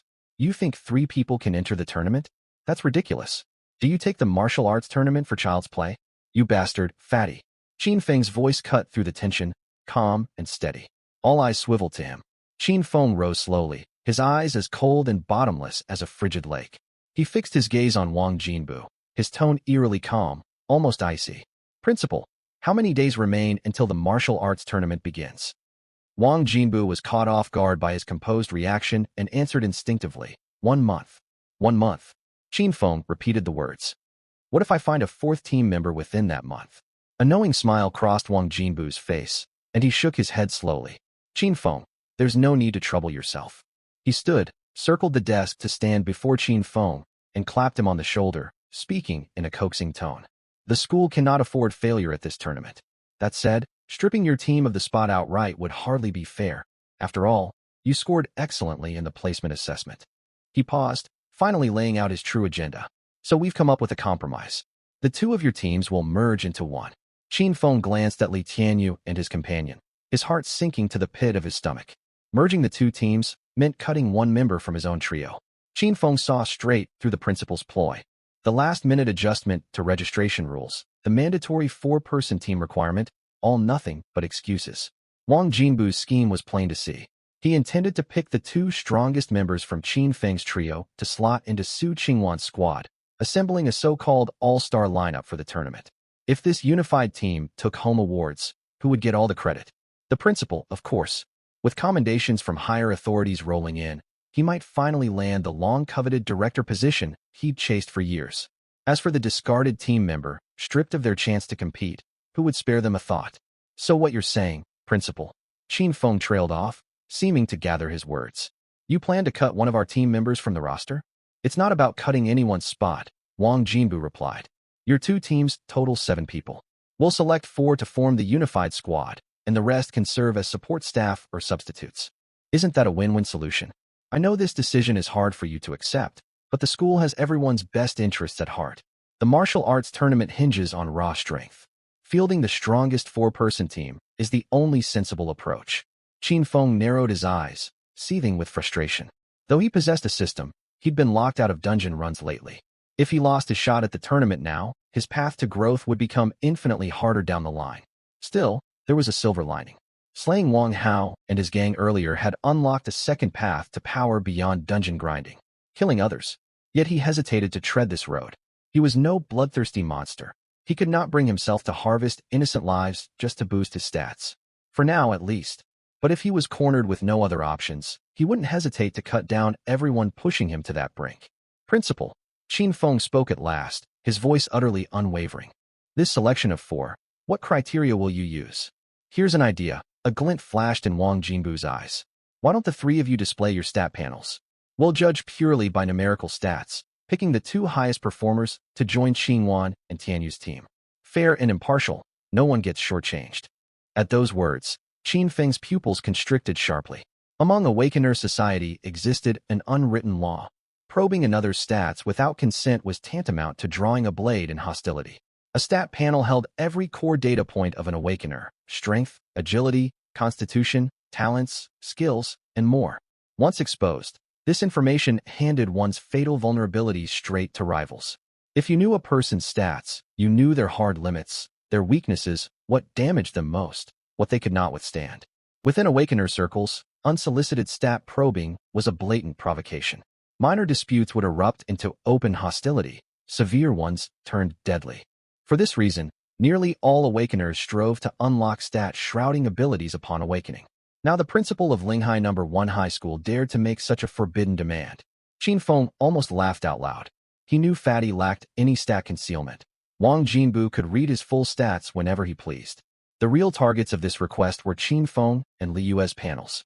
Wang Jinbu framed the demand with lofty rhetoric of fairness, yet it served two devious goals at once: cement the team merger plan and secretly uncover Qin Feng and Li Yue's full capabilities. Qin Feng suspected Wang Jinbu had been waiting for this exact moment the second he stepped into the office. All prior probing had laid groundwork for this ask. Qin Feng, Wang Jinbu hurried to add when he saw Qin Feng remain silent. Voice any worries you have. We can, principal. A cool, crisp voice cut him off. It was not Qin Feng. Lin Shui, their homeroom teacher, rose from the sofa. She was usually gentle, rarely raising her voice. But now she stood ramrod straight, chin tilted slightly upward, her bright eyes sharp with unyielding resolve. This request is inappropriate, principal. Lin Shui's voice was soft, yet every word rang clear as glass marbles skittering across marble, crisp, firm, unbowed. The dean's face shifted, and he glanced nervously at Wang Jinbu. Wang Jinbu's smile froze for a heartbeat before returning, yet his eyes narrowed. Teacher Lin, whatever do you mean by that? Lin Shui did not back down. She stepped forward, subtly positioning herself between Wang Jinbu and Qin Feng's trio, like a mother cat baring its claws to protect her kittens. You demand they expose their stats as grounds to eliminate one student. This not only invalidates their hard-earned first-place assessment results, but tramples their dignity entirely. The office fell so quiet a pin drop could be heard. Qin Feng stared blankly at Lin Shui's slight back, a lump rising tight in his throat. Teacher Lin, Wang Jinbu's tone turned cold, his smile vanishing entirely. Are you questioning the school's ruling? I am reminding you, principal. Lin Shui met his gaze unflinchingly, enunciating each word. This demand violates the fundamental ethics of an educator. Violates educator ethics. The four words pierced the stagnant air like shards of ice. Wang Jinbu's face turned livid. He stared at Lin Shui for 3 full seconds, fury roiling beneath his gaze. Teacher Lin, repeat that, I didn't catch it. Any other teacher would have backed down at this glare. Lin Shui did not flinch. I said, this demand violates educator ethics. Slap. Wang Jinbu slammed his palm hard against the desk. Lin Shui, how dare you? Qin Feng stood behind her, watching the fine hairs on the nape of her neck and her faintly trembling shoulders. She was shaking, trembling, yet she had not stepped back an inch. Teacher Lin. Wang Jinbu forced his rage under control. You claim I've breached educator ethics. Explain yourself. Where exactly have I failed? Would you like me to answer as a teacher or as an awakener? Lin Shui countered, catching Wang Jinbu off guard. Before he could reply, she continued. If I speak as an educator, the first rule of teaching ethics is to respect every student's personal dignity. You force them to lay bare their core life stats for public comparison and judgment. How is that any different from stripping them naked and parading them across the school field? If I speak as an awakener, you know full well what demanding stat exposure means. You are asking them to hand over their very lives to others. Wang Jinbu let out a cold scoff. And what if I insist on proceeding anyway? Tension spiked between the principal and homeroom teacher. Then Qin Feng suddenly smiled. It was a faint, frigid smile, like a bitter winter wind skimming a frozen lake, sending a chill down every spine. No need to bother with that. He stepped out from behind Lin Shui.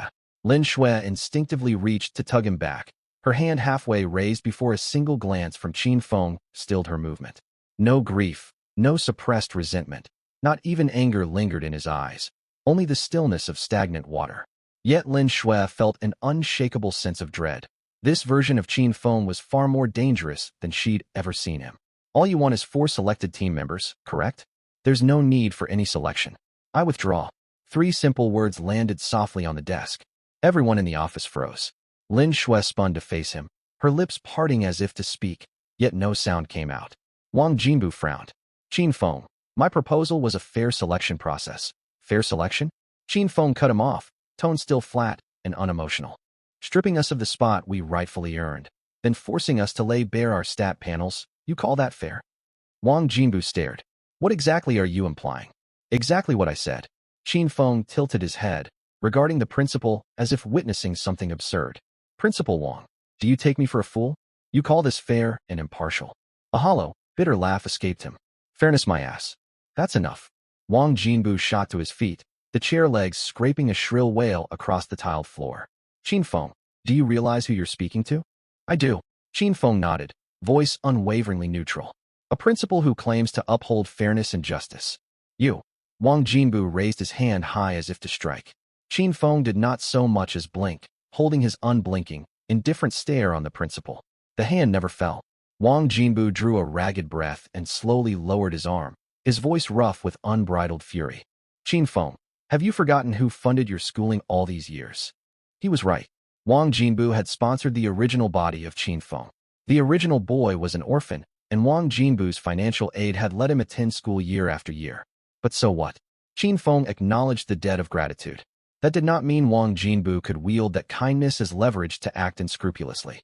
I have not forgotten your sponsorship, Principal Wang. That is why I've held my tongue this entire time. But you've crossed a line today. You hide behind your title as school principal to carry out underhanded schemes worthy of street thugs, yet demand others praise you as impartial and just. Wang Jinbu. Qin Feng spoke his full name without honorifics. The quiet weight of his words hummed through the entire office. Do you deserve that praise? Wang Jinbu's face drained of color, his lips trembling as he struggled to form a single retort. Qin Feng shot him one final glance. The icy disdain in his eyes melted away, leaving only pity-laced apathy. It was pointless. Wasting another second on this man would be an insult to himself. Bang! The office door flew open, and Qin Feng turned to leave without a backward glance. Fatty snapped out of the shock first and followed hot on his heels without hesitation. Li Yue came next, then Lin Shui. The office door hung wide open. Wine swept down the hallway, rustling stacks of documents across the desk.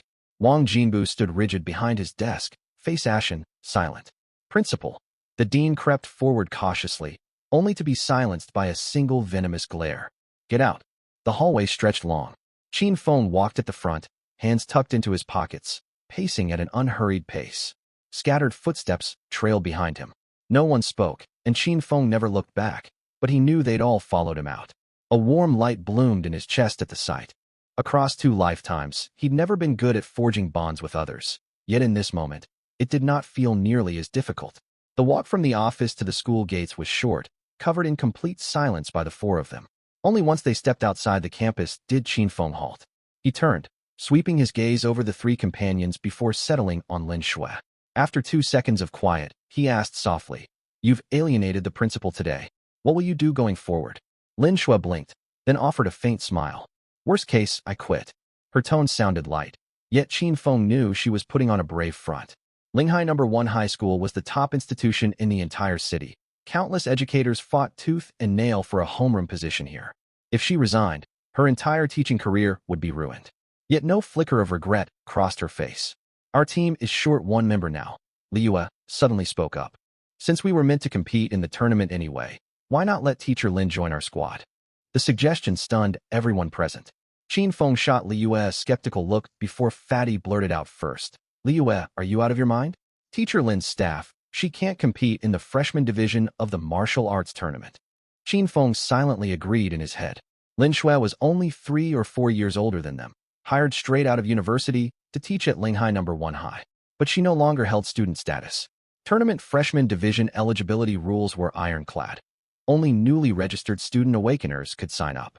Worse still, their team's competition spot had just been revoked entirely. Even if age were not an issue. Qin Feng fixed his gaze on Li Yue and voiced his doubt. "We no longer hold a tournament spot. After clashing so fiercely with the principal, do you honestly believe he'll let us compete?" Li Yue turned to meet his eyes, a faint wisp of a smile tugging at her cold, serene features, like a thin ray of sunlight breaking through winter cloud cover. "I have a way." Fatty rolled his eyes. "Don't kid yourself, Li Yue. Tournament spots are incredibly scarce. Even if you're some wealthy, noble young lady from a powerful clan, you can't just conjure an extra spot out of thin air." Qin Feng shared Fatty's skepticism. Li Yue's background was undoubtedly unusual, yet securing an unassigned tournament spot was far easier said than done. She offered no explanation, simply turning to walk toward the street corner. "Let's get food first," she tossed over her shoulder without looking back. "I'm starving." Meanwhile, in the Wang compound in the capital city. "Useless brat." Wang Jinhai slammed his palm against a marble tea table, porcelain teacups rattling noisily atop its surface. The steward stood cowering to one side, too terrified to breathe loudly. As the younger brother of the Wang clan head, Wang Jinhai valued status and prestige above all else. Few incidents could enrage him enough to smash furniture. That ungrateful boy dared to run away from home behind my back. Good-for-nothing trash. Who does he think he is? He'd be nothing without my support. The object of his rage was Wang Hao, his only son. A petty argument had flared between father and son days prior, and by dawn the next day, Wang Hao had vanished without a trace. At first, Wang Jinhai dismissed it as teenage tantrums, certain the boy would return after moping for a few days. But after inquiries today, he learned Wang Hao's communicator was unreachable, and every contact of his claimed ignorance of his whereabouts. Wang Hao was his sole heir. For all his shouting, if something terrible had happened to the boy, Wang Jinhai would spiral into panic instantly. Investigate everything, Wang Jinhai ordered in a low, frigid voice. Track down where he went, and everyone he met. Leave no stone unturned. I'll turn the entire capital upside down if I have to. Find that person for me. Understood. The steward bowed to accept the order, spun on his heel, and strode swiftly out. Wang Jinhai stood alone in the empty living room, overcome by a sudden, terrible premonition.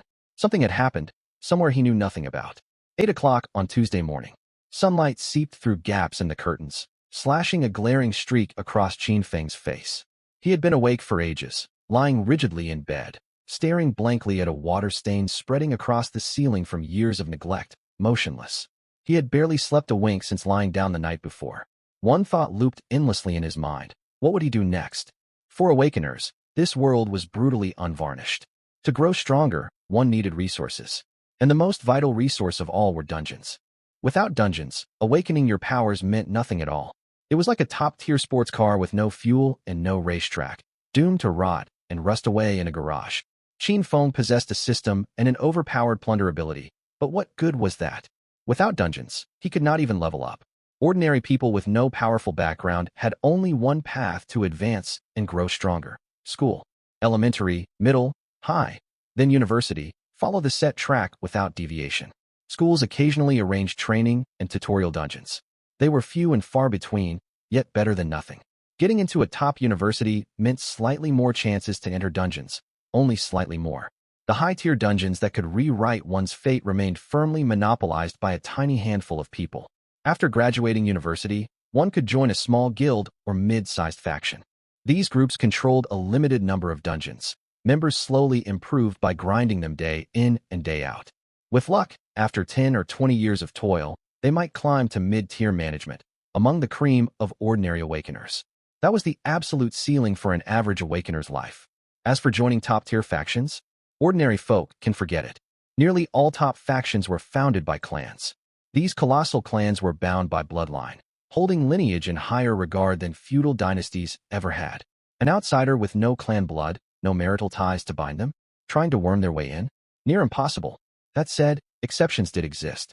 If someone shot to fame at the world's greatest martial tournament and caught the eye of a major faction, they might be taken in despite their background.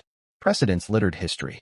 Unmatched prodigies who rose out of nowhere became household names overnight, with every major faction vying to extend an olive branch. Qin Feng's gaze dimmed at the thought. The world's greatest martial tournament. He could have competed, yet the spot had been stolen by the principal. All his hopes had crumbled to nothing. What if I hadn't pulled out yesterday? Would things have turned out differently? Qin Feng draped the back of his hand over his forehead to block the harsh sunlight, murmuring softly. The answer was a definite no. The outcome had long been sealed unless he laid bare his secret system to the principal. But that would only lead to a far worse end. Given Wang Jinbu's character, exposing his system would trigger ruthless retaliation. Wang could bind Qin Feng with contractual power to turn him into a loyal hound, or dissect him for research. Either outcome was highly likely. So where do I go from here? He wondered silently. Must I turn myself into an emotionless killing machine? He did not fear slaughter, yet he could never bring himself to harm innocent people. Just then, the communication band on his wrist vibrated sharply. Qin Feng frowned and lifted his wrist to check. A group chat invitation notification. He instinctively moved to dismiss it, his finger hovering over the screen, until he read the chat name and froze. Your friend Liu invites you to join the Hachimi Special Forces team. Accept *decline times. Qin Feng's mouth twitched. What on earth was this? Had she seriously picked that group name? Still, he tapped accept. For members filled the chat now. Liyue, Fatty, Lin Shui, and himself. Liyue, at everyone, this will be our permanent combat command group from now on. Qin Feng's lips twitched again as he typed a reply. Qin Feng, what even is this group name? His message received an instant reply. Liyue, every permanent squad has a group chat, so I made one for us too. Qin Feng, that's not what I'm asking. Are you serious about the name? Liyue, isn't it cute? Liyue, image, cat tilting its head. Qin Feng stared at the screen for 2 full seconds, at a complete loss for a response. He had not known Liyue long, only a handful of days, all told. When they first met, the girl spoke barely a word, quiet and wide-eyed. But over these past few days, whether from growing comfortable around him or something else, she talked far more freely, no longer so sparing with her words. Fatty, haha, this name's a masterpiece. Goddess Liyue, can we switch to something more badass? Like 4 Heroes of Linghai or Storm Resurgent. Liyue, speaking of which, we've sorted out a spot for the world's greatest martial tournament. Silence hung over the chat for roughly 3 seconds before it exploded into activity. Fatty, say what? Fatty, we got a tournament spot? Did I read that right? Lin Shui, it sounds like you did. Liyue, yes, you read correctly. Our squad has secured a competition entry. Fatty, image, celebrating wildly Fatty. Sister Liyue, you're insane. Voice cracking with excitement. Qin Feng at Liyue, how did you sort out the spot?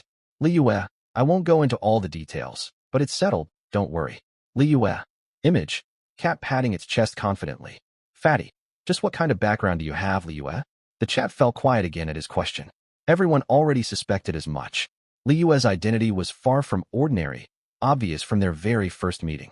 Her effortless, innate bearing, alongside the rare items she pulled out casually, spoke of a foundation no regular Awakener's family could ever possess. Still, everyone had their privacy, especially Awakeners, who walked through life without secrets. Fatty, nice weather we're having today. Receiving no replies, Fatty grew awkward and hastily tried to shift the subject. Liyue, regardless, you don't need to stress over the tournament spot. Our priority now is our growth. We have 1 month to get stronger, so we need to make the most of our time. Qin Feng's eyes flickered at the word growth. This was exactly the problem weighing on his mind. Qin Feng, where can we go to grind? Hit the black market to buy dungeon entry tickets? Liyue, skip the black market once. The loot from those dungeons is mediocre at best. Her words rang true.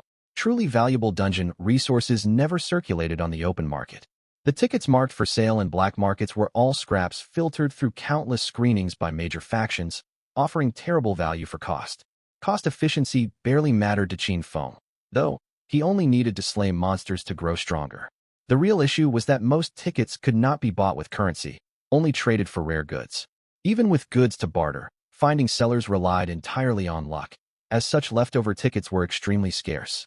Liyue, I heard a time-limited dungeon spawned near Linghai City recently. Fatty, a time-limited dungeon? What's that? Qin Feng, I saw threads about them on the forums.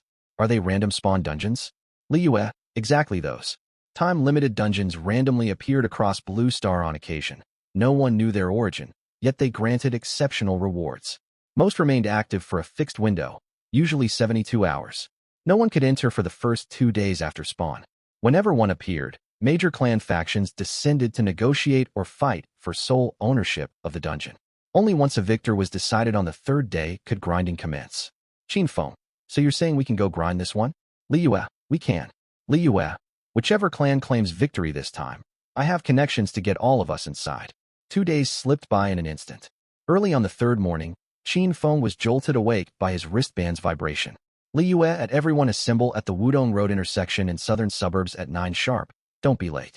Qin Feng glanced at the time, 7:40. No early morning classes, why meet this early? He yawned, grabbed his jacket, and swung his legs over the bed. After washing his face and brushing his teeth, the clock read 7:42. Linghai City's morning streets bustled with foot traffic, mostly students heading to school. Qin Feng hailed a taxi and headed south. 20 minutes later, the cab pulled to a stop at Wudong Road intersection. As he stepped out, he spotted 3 figures waiting by the roadside at once. Liyue stood at the front, wearing a pale hoodie with the hood pulled low, revealing only a sliver of pale chin. She stared down at her communication band, quiet as ever. Beside her stood Fatty, in a t-shirt printed with a massive dragon design stretched taut over his belly, making the dragon look as if it were gasping for air. He craned his neck, scanning the road. and upon spotting Qin Feng exiting the taxi, waved his arm wildly. "Brother Feng, over here." Lin Shui stood a short distance away, dressed in sleek dark sportswear that gave her a crisp, refreshing air. Qin Feng walked over and nodded in greeting. "Everyone's here," Liu said, lifting her head and dimming her band screen. "Let's go." The four walked south along Wutong Road, the crowd thickening with every step. When they rounded the final street corner, Qin Feng raised an eyebrow at the sight before him. This stretch of southern suburbs was once abandoned industrial land, dotted with half-finished derelict buildings rising crookedly in the distance, overgrown with waist-high weeds. Now, the wasteland teemed with people, a sea of black figures, as if every awakener in Linghai City had converged here. The densest crowds clustered not around the dungeon entrance, but the outer perimeter. They were mere onlookers. Dead center of the crowd, amid the empty space between the unfinished buildings, a colossal glowing gate hovered out of nowhere. Standing 3 meters tall, its edges rippled with flowing golden luminescence like an upright golden water curtain, pulsing with an unsettling surge of energy. This was the time-limited dungeon's entrance. A wide clearing had been cordoned off around the gate by red warning tape, separating spectators from the entryway. Behind the tape stood 2 lines of uniformed awakeners, each bearing a dragon-shaped badge on their chest, the mark of Dragon Ascent Guild. Dragon Ascent Guild ranked among Xia Nation's top-tier factions. Though labeled a guild, it was in truth an alliance of mid-sized clans bound by shared interests, its influence woven deep throughout Xia Nation, powerful enough to command even official authorities' deference. It was clear they had seized ownership of this Linghai time-limited dungeon. Wow, so many people. Fatty stood on tiptoes to peer forward and sighed. The crowd was enormous. At minimum, 1,000 onlookers packed the outer perimeter, layered wall upon wall. Among them were local residents, low-tier awakeners who'd rushed over at word of the spawn, and uniformed school students. Qin Feng's gaze swept the crowd, landing on several familiar faces, grade-level peers and underclassmen, crammed right against the tape, craning their necks to stare longingly at the glowing gate. They stood no chance of entering, not even drawing near without being turned away by Dragon Ascent's guards. Yet they came regardless to watch the spectacle. "Let's move forward," Liu said without slowing, heading straight for the Golden Gate. Qin Feng followed her, with Fatty and Lin Shui trailing behind. The four wove through the back of the crowd unnoticed at first, but as the throng grew tighter, they squeezed through gaps between bystanders. Passers-by turned to stare, their expressions shifting instantly. "Hey, isn't that Qin Feng?" A lanky boy spotted him first, elbowing his classmate and whispering. His classmate twisted to look, shock spreading across his face. "It really is him. What's he doing here?" "Not just him. Look beside him. That's Lin Shui, their class teacher." "Teacher Lin? I thought she was." The lanky boy trailed off, lowering his voice sharply as if fearing being overheard, leaning in to murmur to his friend. Qin Feng did not turn back, yet his hearing far surpassed ordinary humans, catching every word of their exchange clear as day. "It happened a few days back. The school sent out notices saying Qin Feng and teacher Lin were expelled for severe disciplinary violations." "What violation?" "I never heard details. Nobody knows. The notice was vague, just serious misconduct with no specifics." "That's ridiculous. They wouldn't kick people out without a reason." "Who can say? They're gone anyway, not our problem." Murmurs rippled louder through the crowd, evolving from hushed whispers to unabashed staring. Hundreds of eyes locked onto the four of them, curious, mocking, or gleeful at their apparent misfortune. A blonde-haired youth laughed loudest, arms folded across his chest, tilting his head to sneer at their group, his grin stretched ear to ear. "Look where they're headed, still pushing forward. Do they actually think they can get into the dungeon? Did expulsion rot their brains?" The people beside him joined in mocking laughter. Qin Feng kept his face impassive, never breaking stride. Fatty shifted uncomfortably, glancing left and right and grumbling quietly. "These idiots talk far too much." Lin Shui's complexion paled slightly, yet she said nothing, silently trailing behind Liu. The four pressed onward through 1,000 pairs of watchful eyes, straight toward the red warning tape. The crowd's laughter faded into a brief, stunned silence. They realized the group had no intention of stopping. "No way." The blonde youth's grin froze, eyes wide as he stared at their retreating backs. "They're really charging forward? Are they suicidal?" Just as the four were about to cross the tape, a deep, thunderous shout cut through the noise. "Halt!" 2 Dragon Ascent Awakeners stepped forward to block their path, one on each side. Burly figures, their dragon badges glinting coldly under the sunlight. The man on the left sported a buzz cut, the The man on the right bore an old scar slashing from his brow bone down to his jaw, both wearing stern, hostile expressions. The buzz-cut man sized Qin Feng up and down, lingering 2 seconds on his plain, unremarkable jacket, speaking with unmasked irritation. "Can't you read the tape? Don't you see the cordon?" The watching crowd erupted in chatter. "Here it comes. I knew they'd get stopped. Haha, I've been waiting for this moment. Dragon Ascent's guards don't mess around. These fools are asking for trouble." The blond youth slapped his thigh in excitement, raising his voice. "This'll be good. They're definitely getting beaten down. Dragon Ascent's men have terrible tempers." His companions egged him on, all craning their necks, eager to watch the confrontation unfold. Seeing Qin Feng show no sign of retreating, the buzz-cut guard's frown deepened, his tone turning icy. "I'll say this once more. This is Dragon Ascent Guild's territory, closed to outsiders. Leave now, or face the consequences." As he spoke, his right hand drifted subtly to the weapon strapped at his waist. Tension thickened the air. Then Liyue moved. She stepped forward unhurriedly, half-stepping out from beside Qin Feng and lifting her right hand casually. Some object had appeared in her grasp without anyone noticing. A palm-sized jet-black token carved with intricate engravings, dim dark luminescence shimmering across its surface in the sun. A single ancient character was etched dead center of the token, few strokes, yet every line carved as if by axe and chisel, heavy with imposing weight. Standing closest beside her, Qin Feng saw the character clearly, Dragon. Could Liyue be a member of Dragon Ascent Guild? Qin Feng wondered inwardly. The moment the crew-cut man's gaze fell on the token, his pupils shrank sharply. He jolted rigid as if struck by an electric shock. His right hand, which had rested casually on his weapon, snapped to his side, fingers pressed neatly together in a rigid, disciplined stance. The scar-faced man beside him, who had stood with his arms crossed this whole time, reacted just as fast. He dropped his arms the instant he laid eyes on the token, feet snapped together, standing ramrod straight. In the span of a single second, both men's expressions underwent a drastic shift, from condescending arrogance to shock, then abject terror. The crew-cut man's lips trembled, and fine beads of sweat visibly welled up across his forehead. "This subordinate failed to recognize your eminence. Please forgive." Before he could finish his sentence, Liyue tucked the token away and waved a hand dismissively. Her voice was soft and faint. "No need." The crew-cut man swallowed the rest of his words at once. He stepped respectfully to the side and gestured for them to pass. The scar-faced man followed suit, both men hunching slightly forward, not daring to draw a single loud breath. The entire exchange lasted less than 10 seconds. The crowd watching fell silent. It was not a gradual hush. It was as if someone had hit a mute button, every sound cutting off all at once. The blond youth's jaw hung open wide enough to fit an egg. His hand remained frozen mid-air, stuck in the motion of slapping his thigh.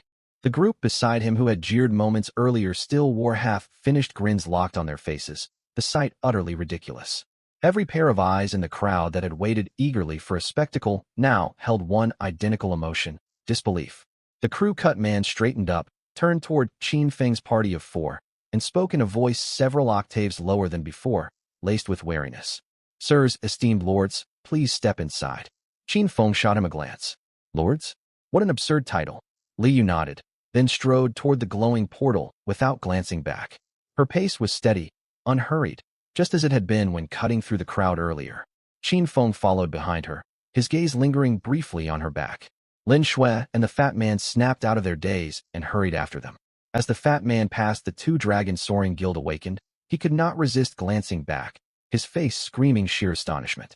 The 4 crossed the cordoned line and stepped into the cleared zone, heading for the golden portal 3 stories tall. Behind them, the crowd's silence shattered into a deafening buzz. What was that thing the woman held? All I saw was a dark slab. Why did those 2 act like they'd seen a ghost?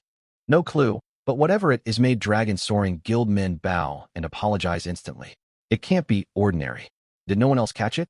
I stood close. There was a single character carved on it, the character for dragon. A collective sharp intake of breath rippled through the onlookers. Dragon? As in Dragon Soaring Guild's dragon. Obviously, what other dragon would it be? Is she a member of Dragon Soaring Guild then? That doesn't add up. Guild members wouldn't need to flash some token, they'd be recognized on sight.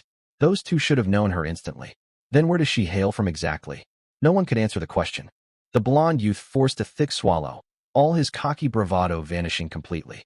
His expression turned tangled, envy tangled with lingering fright and a handful of unnameable emotions. His companions fell silent too, heads bowed, not daring to glance Qin Feng's way again. The other students from number 1 high school exchanged bewildered looks, their faces showing far more complex reactions than the random onlookers. A girl with a ponytail stared at Qin Feng's retreating figure and tugged her friend's sleeve blankly. Do you think the school really expelled them because they broke the rules? Her friend stayed quiet for several seconds, then shook her head. I don't know, but right now I'm starting to think they weren't the ones in the wrong. Minutes later, more people crowded around the portal, most bearing Dragon Soaring Guild insignias. There were also awakened from other top factions mixed in. Though they had not secured ownership of this dungeon, they were still permitted to enter to farm monsters. However, half of all loot they obtained inside would be surrendered to Dragon Soaring Guild.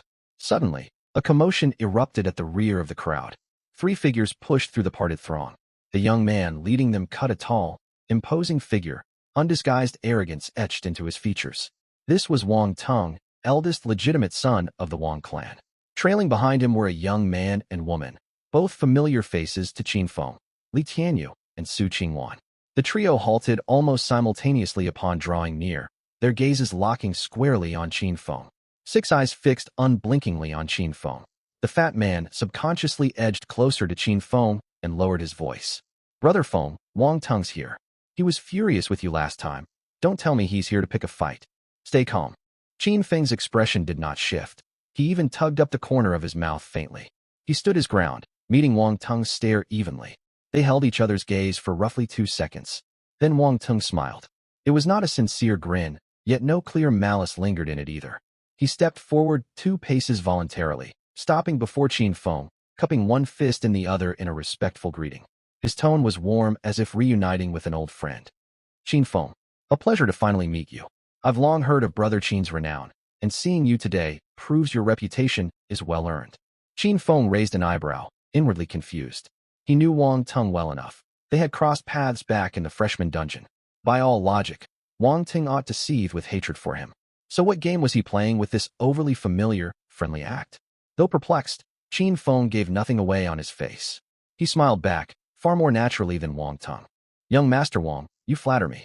It is nothing but empty fame. Modest, aren't we? Wang Teng waved a hand, his smile never fading. I truly admire how you seized the boss in that desperate situation. Pure luck, nothing more. Luck counts as part of one's strength. The two exchanged hollow pleasantries, the atmosphere appearing warm and harmonious. An outsider would mistake them for lifelong close friends.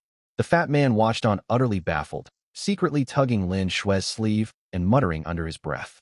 Teacher Lin, what scheme is Wang Teng cooking up? Lin Shui said nothing, only shook her head to signal him not to interrupt. As Qin Feng endured Wang Teng's empty courtesies, his mind raced to analyze the current situation. Wang Teng's attitude was wildly abnormal. When something seems off, there is always a hidden motive. This man harbored ill intentions for certain. Yet even more than Wang Teng's odd demeanor, another detail gnawed at Qin Feng. From the moment Wang Teng approached, his eyes had never left Qin Feng, not sparing a sidelong glance for anyone else. Li Yu stood less than 2 meters beside Qin Feng. This struck Qin Feng as deeply strange. Li Yu's status and standing ought to rival Wang Teng's, if not surpass his. As core figures of the same elite social circle, Wang Teng and Li Yu should at the very least recognize one another, even if they were not close. Judging by Wang Teng's complete lack of acknowledgement, he acted as if he had never laid eyes on Li Yu before. That was far too suspicious. Qin Feng's mind churned rapidly, yet his face remained impassive as he continued small talk with Wang Teng. Did young Master Wang personally lead a team to clear this dungeon? Indeed. I brought a few friends here to gain combat experience today. Wang Teng gestured sideways toward Li Tianyu and Su Qingwan behind him. You know these two, so I won't introduce them again. This time limited dungeon holds little challenge. I'm here to help them level up. You jest, young Master Wang.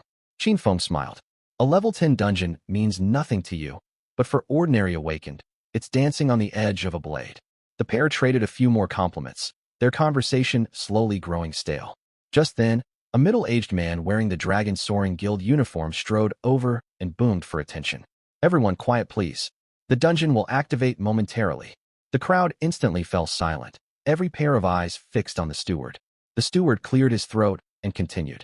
The instance opening today is level 10 time limited dungeon, Ancient Yin King Tomb. I trust all of you have familiarized yourselves with the rules. Unlike the freshman assessment dungeon, This instance offers 4 difficulty tiers: normal, hard, heroic, nightmare, and purgatory. Those choosing normal difficulty may enter the portal directly now. Anyone selecting the remaining tiers must report to the waiting area on the right. As soon as he finished speaking, murmurs rippled through the crowd. Normal difficulty will never drop good loot. Only hard is worth farming. Hard is trivial. I'm going for heroic. Fortune favors the bold. Cut the nonsense. Heroic is no joke. Go throw your life away if you're that reckless. Qin Feng ignored the surrounding chatter, lifting his gaze to the information panel hovering above the glowing portal. Lines of data scrolled before his eyes. Dungeon name, level restriction, monster types. Dungeon level, 10, maximum entry level, 10. He checked his own status, exactly level 10. The fat man was also level 10, meeting the entry criteria. Li Yu, however, was level 15, and Lin Shui level 20. Both exceeded the dungeon's level cap. A hard rule barred anyone above level 10 from entering the level 10 dungeon, unless they selected Purgatory difficulty. Purgatory was the instance's highest tier. Monster stats doubled, yet the level restriction loosened to allow entrance up to level 20. Qin Feng turned to the other 3 and grinned. What do you say? We head straight for Purgatory. The fat man's eyes lit up instantly. Purgatory. Brother Feng, you're going all in. Count me in. Let's do it. Lin Shui nodded without hesitation. I have no objections. I'll follow your lead. Li Yu glanced at Qin Feng, a faint smirk tugging at her lips. That was exactly what I had in mind. The 4 reached an unspoken agreement and turned toward the waiting area on the right. A sizable crowd already lingered there, most planning to attempt hard or heroic difficulty. Wang Ting stood among them with Li Tianyu and Su Qingwan. When he spotted Qin Feng's group approaching, a flicker of disdain crossed his face. He raised his voice deliberately, feigning concern. Brother Qin, why have you come over here? Surely you aren't planning to attempt hard difficulty? I must warn you, this dungeon is nothing like the school's basic instances. Hard tier is deadly. Charging in without sufficient strength will get you killed. Li Tianyu chimed in with a sarcastic drawl. Some people simply overestimate themselves. They think a little streak of luck makes them invincible, oblivious to where they stand. Qin Feng merely smiled and said nothing in reply. Meanwhile, participants opting for normal difficulty filed steadily into the portal, only a few dozen in total. The rest waited in the open space to the right. A quick glance told Qin Feng there were well over 100 of them. Some wore matching clan uniforms, while others dressed in casual civilian clothes. Without exception, every person radiated the faint aura unique to powerful combatants. Minutes later, the last batch of normal difficulty awakened stepped through the portal. The teleport gate shuddered violently, ripples of light spreading outward across its luminous surface like water waves. Then, before every spectator's eyes, the single portal split cleanly into 4. 4 separate teleport gates stood side by side, roughly the same size as the original, yet each glowing a distinct hue. From left to right, green, blue, purple, orange, corresponding to hard, heroic, nightmare, and purgatory difficulties respectively. The Dragon Soaring Guild steward's voice boomed out once more. High difficulty portals are now active. Choose your tier and enter as you wish. The crowd surged forward at once. The vast majority swarmed toward the green hard gate, a dense black mass of at least 70 or 80 people. A small fraction headed for the blue heroic gate, roughly 20 individuals. No one lingered before the purple nightmare portal. The orange purgatory gate stood completely deserted. Wang Tung straightened his collar, leading Li Tianyu, Su Qingwan, and an unfamiliar young man toward the blue heroic portal. He walked with steady, unhurried strides, his spine held ramrod straight. Bystanders whispered amongst themselves. That's the eldest young master of the Wang clan, right? He's picking heroic? Naturally. Young Master Wang's strength makes heroic trivial for him. Everyone else only dares touch hard. Him choosing heroic is pure prestige. Wang Ting clearly overheard their murmurs, a reserved, self-satisfied smile lifting his lips. Merely selecting heroic difficulty was a display of power in itself. Upon reaching the heroic portal, Wang Ting suddenly paused, as if remembering something, and glanced back toward Qin Feng's group. He wanted to see which tier Qin Feng's party would pick. In his mind, Qin Feng's crew would at best settle for hard, and might even chicken out entirely. Yet the instant his gaze landed on them, his smile froze rigid on his face. Qin Feng and his companions were walking toward the far right orange gate. All 4 moved forward without haste or hesitation. Wang Tung's eyes blew wide, pupils constricting sharply. His lips parted as if to speak, yet no sound escaped. Behind him, Li Tianyu's countenance paled, and a rare look of shock crossed Su Qingwan's cold, serene features. Every one of the 100-plus people in the waiting area fell dead silent in that instant. Everyone saw the four figures and the direction they marched toward. They're going to attempt purgatory? Someone spoke up first, their voice warped with disbelief. The crowd erupted into a cacophony of shocked chatter right after. Are they insane? Freshmen daring to clear purgatory tier of a level 10 dungeon. I've never heard of new awakened attempting purgatory. Today I've truly seen something unprecedented. Wang Tung stood rooted to the spot, his fingers curling into tight fists unconsciously. He watched the four silhouettes advancing toward the purgatory gate, his eyes swirling with an immensely complicated mix of emotions. The onlookers beyond the waiting area also descended into uproar, gasps ringing out nonstop. No one expected these freshmen to make such a reckless choice. Dungeons in this world fell into two broad categories. The first type were public instances. All awakened entered the same shared space, free to meet, cooperate, or compete and fight one another. The second type were private instances. A single person or party entered an entirely isolated mirrored dimension, cut off from other groups to fight independently with no outside interference. Qin Feng's group had entered a private instance this time. The moment they stepped through the orange light curtain, all the noise from outside vanished completely. Light dimmed abruptly as well. Qin Feng stood still, squinting to adjust his vision for 2 seconds. Awakened possessed far superior night vision to ordinary humans. Yet even so, he could only see 5 or 6 meters ahead within this dungeon. Beneath their feet lay bluestone flagstones, dark viscous sludge oozing from the cracks. Faint outlines of towering stone walls loomed on either side, stretching upward into unbroken darkness beyond sight. Dead center at the tunnel's entrance stood a stone sculpture, a life-sized statue of a mounted general. The warhorse reared with its front hooves raised. The rider atop bore heavy plate armor and gripped a long spear, every detail of his face carved exquisitely beneath his helmet. High cheekbones, a downturned mouth, empty hollow eye sockets staring straight toward the tunnel entrance. The second Qin Feng's gaze locked onto the statue. A faint wave of dizziness washed over his mind. The instant they laid eyes on the carving, streams of information flooded unbidden into all four of their minds. It opened with a brief biography of the Yin King. Yin King Zhao Yanzhao, frontier feudal lord of the previous dynasty. Cruel and bloodthirsty by nature, he slaughtered every inhabitant of every city he conquered. Later, the imperial court ordered his execution, and his 3,000 personal guards committed mass suicide to be buried alongside him. Qin Feng had no patience for such lore. He skipped straight past it to read the dungeon rules. The rules were brief, only 2 lines.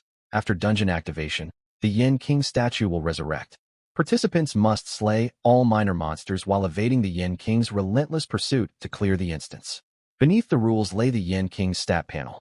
Yin King boss level, 20 HP, 35,000/35,000 attack, 10,000 defense. For 100 Wrath of Yin King. Each slain Yin King's guard permanently boosts the Yin King's attack speed and movement speed by 1 stackable without limit. Qin Feng's pupils shrank violently. 10,000 attack power. What kind of monster was this? A standard boss of matching level topped out at 800 to 1,000 attack at most. How could this creature hit for 10,000? With 10,000 attack, Qin Feng could only withstand 3 strikes at most. The others would be killed in a single blow. Before he could process the shock, a faint tremor rippled through the stone slabs underfoot. Crack! A thin fissure snaked across the Yin King statue's surface. Dark crimson light seeped out through the split, as if something burned within the stone. Then twin faint scarlet glows ignited in the stone warhorse's eye sockets. Stone dust showered down as the horse's head twisted inch by inch. Its raised front hooves crashed heavily onto the bluestone ground, sending stone fragments flying everywhere. A crushing, tidal wave of oppressive pressure washed over them, nearly suffocating the four. Qin Feng glanced back at the 3 beside him. Run! Without a moment's hesitation, all 4 spun around and sprinted deep into the tunnel. Behind them, the shrill whinny of a warhorse split the 1,000-year silence. The thunderous clatter of iron hooves pounding stone slabs echoed throughout the entire underground mausoleum. The chubby boy sprinted forward, gasping for breath as he shouted, "Brother Feng, 10,000 attack. What insane stats are these? Is the purgatory difficulty this ridiculous? Are we done for?" Vivid images of himself being skewered like a shish kebab by the Prince of Yan's spear flashed through his mind. Qin Feng, however, had calmed down by now. His sharp eyes swept across their surroundings. He said in a deep, steady voice, "Quit panicking. Any boss with absurdly inflated stats must have glaring weaknesses elsewhere. As he ran, he frantically sifted through theoretical knowledge stored in his memory. Bosses with extreme stat polarization almost always carry obvious flaws. The thunderous galloping still boomed behind them, yet Qin Feng's keen ears caught something odd about its rhythm. Wait a second. Qin Feng suddenly slowed his pace and tilted his head to listen closely. Hear that sound? Hear what? The chubby boy gripped his staff tightly, tense with anxiety. Qin Feng glanced over his shoulder mid-sprint and spoke gravely. The horse hooves. Count the beats yourself. The chubby boy froze for a moment, straining his ears. The corridor amplified every echo. The pounding iron hooves vibrated their eardrums relentlessly, but once he focused, the rhythm was undeniably off. Thud, thud, thud. The chubby boy silently counted under his breath. Terror melted into confusion, then exploded into wild elation across his face.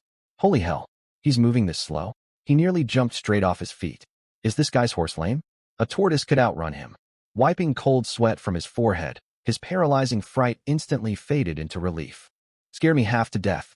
Turns out we're chasing a slow old man. What we got to fear? The words barely left his mouth when a harsh scraping of metal cut through the darkness ahead. Qin Feng lifted his gaze. Roughly 20 meters down the corridor, four shadowy figures loomed into view. 3 cavalrymen atop ironclad warhorses stood arranged in a triangular formation, with a towering heavy infantry soldier wielding a giant poleaxe standing behind them. Ironclad cavalry of Prince Yan. Level, 20 HP. 10,500/10,500 ATK. 300 DF. 200 skills. Charge lunge. Iron hoof trample. Prince Yan's Royal Guards. Level, 20 HP. 13,000/13,000 ATK.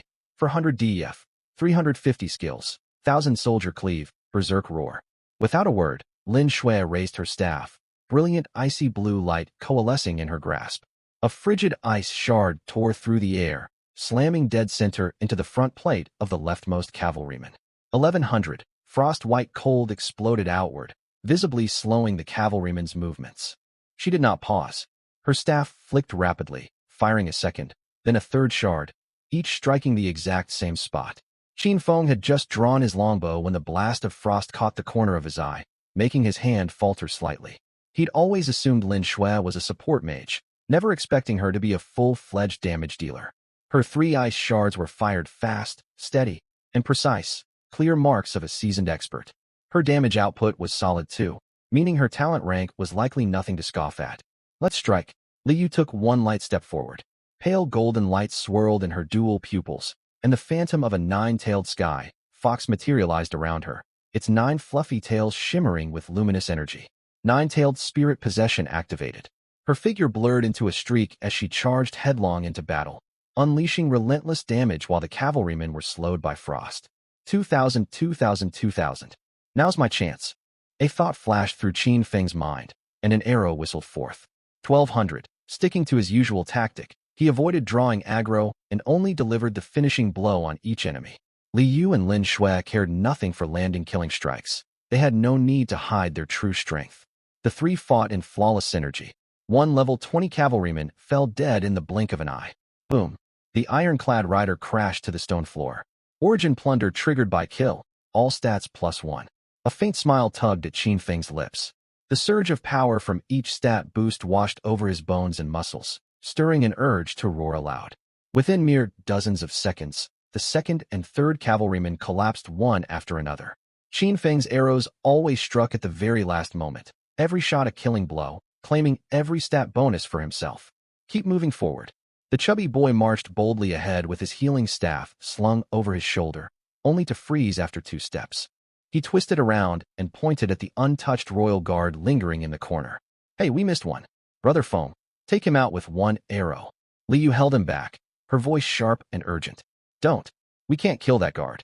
The chubby boy stared blankly, glancing back and forth between Li Yu and Qin Feng. Why not? Leave him here for the new year. Qin Feng slung his bow back over his shoulder and shot him a sideways glance. Did you read Prince Yan's passive skill? The chubby boy scratched the back of his head, his innocent expression making it hard to scold him. What skill? I was too busy staring at that 10,000 attack stat to pay attention to anything else. Lin Shui sighed softly beside them and explained gently, Wrath of Prince Yan. Every time 1 royal guard dies, Prince Yin gains 1 increased attack speed and movement speed. Just 1%? That doesn't sound like much. The chubby boy blinked. 1% per guard. Qin Feng held up a single finger, his gaze locked on the heavy infantryman. 10 guards equal 10%, 30 equal 30%. We have no idea how many guards fill this mausoleum, and purgatory difficulty spawns no shortage of monsters. The chubby boy processed the numbers, the fat on his face going rigid with shock. Qin Feng continued. Prince Yan's speed is slow enough to lag far behind us right now, but if we kill every guard we encounter along the way, his stacks will build higher and higher. Eventually, we won't be able to outrun him. Our strategy: leave every single guard alive, kiting them around the instance. Once all other monsters are cleared, we wipe the entire group of guards at once. The chubby boy shrank back, shaken by the thought, then puffed out his chest and bragged. Phew, thank God you two caught that skill mechanic. If I'd accidentally one-shot him just now, we'd be finished. He hugged his staff tightly to his chest afterward, moving with exaggerated caution as if he could instantly slay the guard with a stray spell. Liu, Magnum Lin Shui. Ignoring the chubby boy's posturing, Qin Feng's gaze drifted past the guard toward the deeper reaches of the corridor. The darkness there was thick as ink, yet he could sense countless more threats lurking within, waiting for them. As they pressed onward, Qin Feng's speed advantage shone through completely. He lured hordes ahead, drawing 70 to 80 royal guards trailing close behind, their iron boots shaking the entire corridor with every step. Qin Feng maintained a safe gap of several meters at all times, with enough spare focus to glance back and loose arrows periodically. Beside him, Liu and Lin Shui unleashed full firepower. Phantasmal fox spirits tangled with icy blue spells, forming an unrelenting harvesting net. Cavalrymen dropped on both sides of the corridor. Qin Feng's arrows never missed, each released at the exact final second before an enemy perished. All stats +1, all stats +1, all stats +1. System notifications flooded his vision nonstop. Qin Feng felt power surging through his veins like raging rivers, every fiber of his body humming with satisfying vitality. Half an hour later, every cavalry unit in the mausoleum had been eliminated. Qin Feng halted, turning to face the tangled mass of 70 to 80 royal guards behind him. He slowly drew his bowstring taut. Liu, Lin Shui, ready your area attacks. Chubby, keep my HP topped off, and toss me a few buffs while you're at it. At Qin Feng's command, Liu and Lin Shui unleashed their attacks simultaneously. The nine-tailed sky fox phantom ballooned to massive size. Liu pressed her palms together, her 9 fox tails fanning wide behind her like a peacock's plumage. Golden light rain poured forth from the spirit form. Sky Fox Heavenly Rain. This area spell could only be cast while nine-tailed spirit possession was active, boasting an enormous radius and rapid, stacked damage ticks. The packed cluster of guards had nowhere to flee. Golden light hammered down on them like a storm, overlapping damage numbers stacking into a towering red pillar. Lin Shui's staff blazed to life at the same time. She skipped ice shards entirely, lifting her staff high. A vortex of icy blue swirled furiously at its tip, plummeting the surrounding temperature. A thick layer of white frost coated the corridor stone walls before their eyes. Frost tempest. The next instant, a howling storm of frigid wind erupted from her staff, tearing through the guard horde with countless razor-sharp ice shards. A shrill metallic screech filled the air as ice sliced through iron armor. Frost seeped through the mob repeatedly, slowing their movements further and layering stacks of movement impairment over every guard. With both area spells overlapping, the guards' HP bars plummeted in unison like a collapsing line of dominoes. The chubby boy stood behind Qin Feng, soft green light glowing on his staff. A healing spell landed precisely on Qin Feng's head. Though his HP was full, the boy had preemptively applied a sustained recovery buff. He switched his spell flow immediately afterward, a stream of golden light descending to envelop Qin Feng. Blessing of Strength. Brother Feng. All buffs stacked to max. Wipe them out. Qin Feng did not reply. His eyes remained fixed firmly on the crowd of guards. His bowstring was fully drawn, the arrow tip glinting with frigid, menacing light. He was not waiting for individual guards to drop to low health. He waited for the perfect window, the moment every single guard's HP dipped within execution range at once. Liu and Lin Shui's second wave of area attacks hit, draining the guard's health to critical lows. Far down the corridor, that smoldering crimson aura seemed to sense its guard's peril, its pursuit speed spiking sharply. Thud, thud, thud. The galloping hooves struck 30% more frequently, and the ground trembles intensified drastically. Prince Yin was accelerating. This speed boost could not stem from his passive. None of his guards had died yet. No one knew the true cause. Yet Qin Feng tuned out the growing thunder of hooves closing in. He raised his longbow high, primed to strike, like a lion moments before unleashing its rage. Every guard slain stacked extra movement speed onto Prince Yan. If they killed them one by one, the warlord would eventually outpace Qin Feng and catch up long before they finished. Escape would become nearly impossible then. But if they crushed all 70-odd guards' HP to the brink of death and eliminated them in one simultaneous burst, Prince Yan's speed stacks would only trigger at the very last instant. He would not have enough time to close the gap afterward. Wipe them in seconds, then flee immediately. That was Qin Feng's plan. Chubby, swap to Blessing of Agility. Huh? Right. The chubby boy fumbled to switch his enchantment, a vibrant emerald glow washing over Qin Feng. Blessing of Agility applied. Qin Feng drew a deep breath, tightening his grip on the bow. The timing was perfect.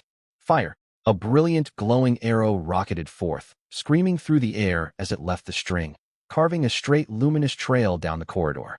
This was only the first shot. Qin Feng's fingers blurred with speed, his bowstring vibrating non-stop as arrow after arrow chased the first into the mob. Bolstered by sky-high agility, his attack speed reached its absolute peak. Over a dozen arrows blazed forward in a seamless stream within 3 seconds flat. Each arrow buried itself dead center in a guard's throat. 1100, 1000, 1100. Whoosh, whoosh, whoosh. Arrows rained down like shooting stars, draining the royal guard's health to 0 in an instant. 70-odd figures stiffened rigidly all at once, cracks spiderwebbing across their iron armor before they crashed to the stone floor. The simultaneous mass execution was a spectacular sight. The deafening crash of colliding armor echoed down the corridor, shaking the entire mausoleum to its foundations. System notifications exploded across his vision all at once. Origin plunder triggered by kill. All stats +1, all stats +1, all stats +1. Dozens of consecutive alerts rolled by. Qin Feng felt as if he'd been tossed into a blazing forge, his bones, muscles, and flesh violently reforged and strengthened. His joints crackled sharply, muscle fibers compacting and hardening at an incredible rate. When the final notification faded, Qin Feng slowly exhaled a breath of turbid air. The vapor lingered suspended, faintly tinged with gold. Brother Feng, you shot impossibly fast. The chubby boy's eyes bulged wide. Standard procedure. Qin Feng rotated his wrists, his knuckles popping crisply. His stat panel was unrecognizable compared to when they'd entered the instance. Every stack of Origin plunder sent his base attributes surging upward by massive margins. The simultaneous plunder trigger from 70-odd guards had pushed his strength to terrifying new heights. Dust settled, and the battle drew to an end. Li Yu dismissed her 9-tailed spirit form, glancing sideways at Qin Feng with a flicker of strange emotion in her golden irises. Lin Shui silently pulled a mana potion from her backpack and chugged it down. Just then, a glowing white portal materialized directly before them. The instant's exit had opened. Stepping through would mark the end of their trial. But at that exact moment, a thunderous warhorse whinny boomed from deep within the corridor. The smoldering crimson aura flared violently, illuminating the entire passage from end to end. Clomp, clomp, clomp. Urgent galloping drew near.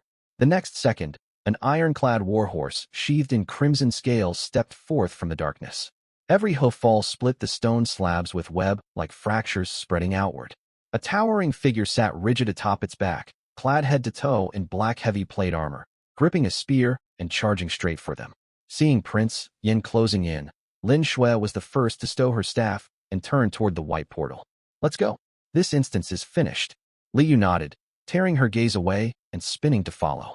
Her 9-tailed spirit power had fully reseeded into her body, only a few wispy golden embers lingering at the tips of her hair, flickering like distant sparks. Brother Feng, time to bounce. This run was insanely rewarding. Afterward we can go. The chubby boy cut himself off mid-sentence, frozen stiff. Qin Feng stood rooted where he was, eyes blazing with fierce light. Brother Feng. The chubby boy's voice wavered nervously. Don't tell me you're thinking. Li Yu paused and looked back at Qin Feng. She studied his expression, then followed his line of sight to Prince Yan, her bright star-like eyes narrowing as a realization dawned on her. You're not actually planning to fight Prince Yan, are you? Her voice was soft, yet crystal clear in the empty corridor. What? The chubby boy nearly dropped his staff, leaping as if someone had stepped on his tail, fat jiggling all over his body. Prince Yan. Brother Feng. Have you lost your mind? That's the Prince of Yen. Did you even glance at his stats? 10,000 attack. The chubby boy shouted anxiously, yet Qin Feng did not respond. His gaze locked unblinkingly onto the crimson figure surging from the dark, his mind racing through calculations nonstop. Judging by Prince Yan's current speed, his movement stat far outstripped Qin Feng's, even faster than the fused yin-yang twin beast they'd fought earlier. With 10,000 raw attack, a mere 3 to 5 melee strikes would cut Qin Feng down instantly if the warlord closed the distance. But Qin Feng was not completely without options. That god-tier skill he'd obtained previously, yin-yang transversal. If he teleported to Kite and attacked non-stop, he could easily wear Prince Yan down. The catch? He did not wish to expose his trump card teleportability so early. It was best saved as a last resort escape skill. Besides teleportation, he held another solution.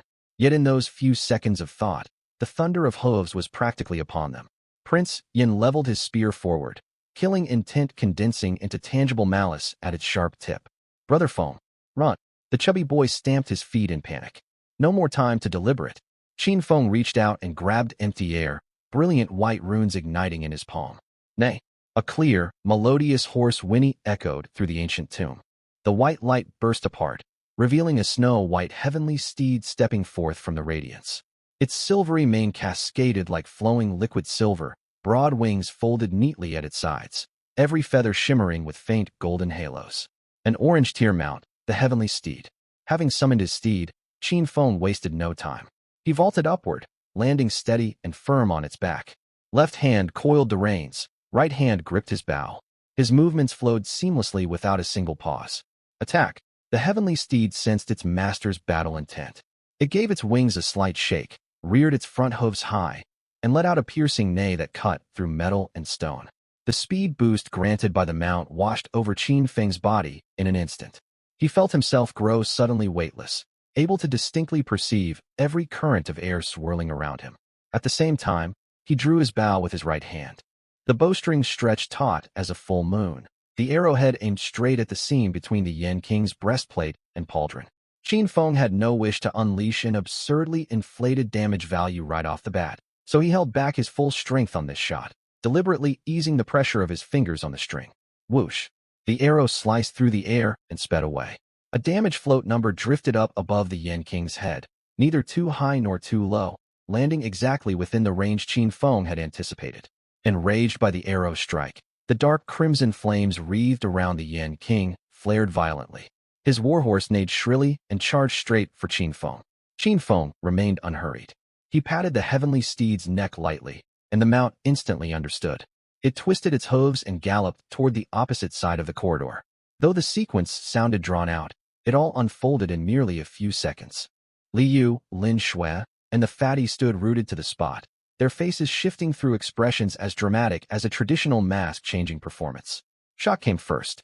They could not fathom why Qin Feng would dare provoke the Yen King, a boss with 10,000 attack power. Then the heavenly steed appeared, amplifying their astonishment tenfold. An orange tier mount. There existed only one such beast across the entire Xia Kingdom, a testament to its incomparable rarity. When Qin Feng actually loosed arrows to attack the Yen King, their faces dissolved into utter, stupefied disbelief. The fatty's jaw dropped open, snapped shut, then fell open again. After a long pause, he finally blurted out, "Brother Feng is insane powerful." Just then, Li Yu was the first to regain her senses. She drew a deep breath, golden light flickering in her eyes as her nine-tailed spirit manifestation materialized around her once more. She stepped forward, ready to rush to Qin Feng's side. But Qin Feng twisted around at that moment and called to her.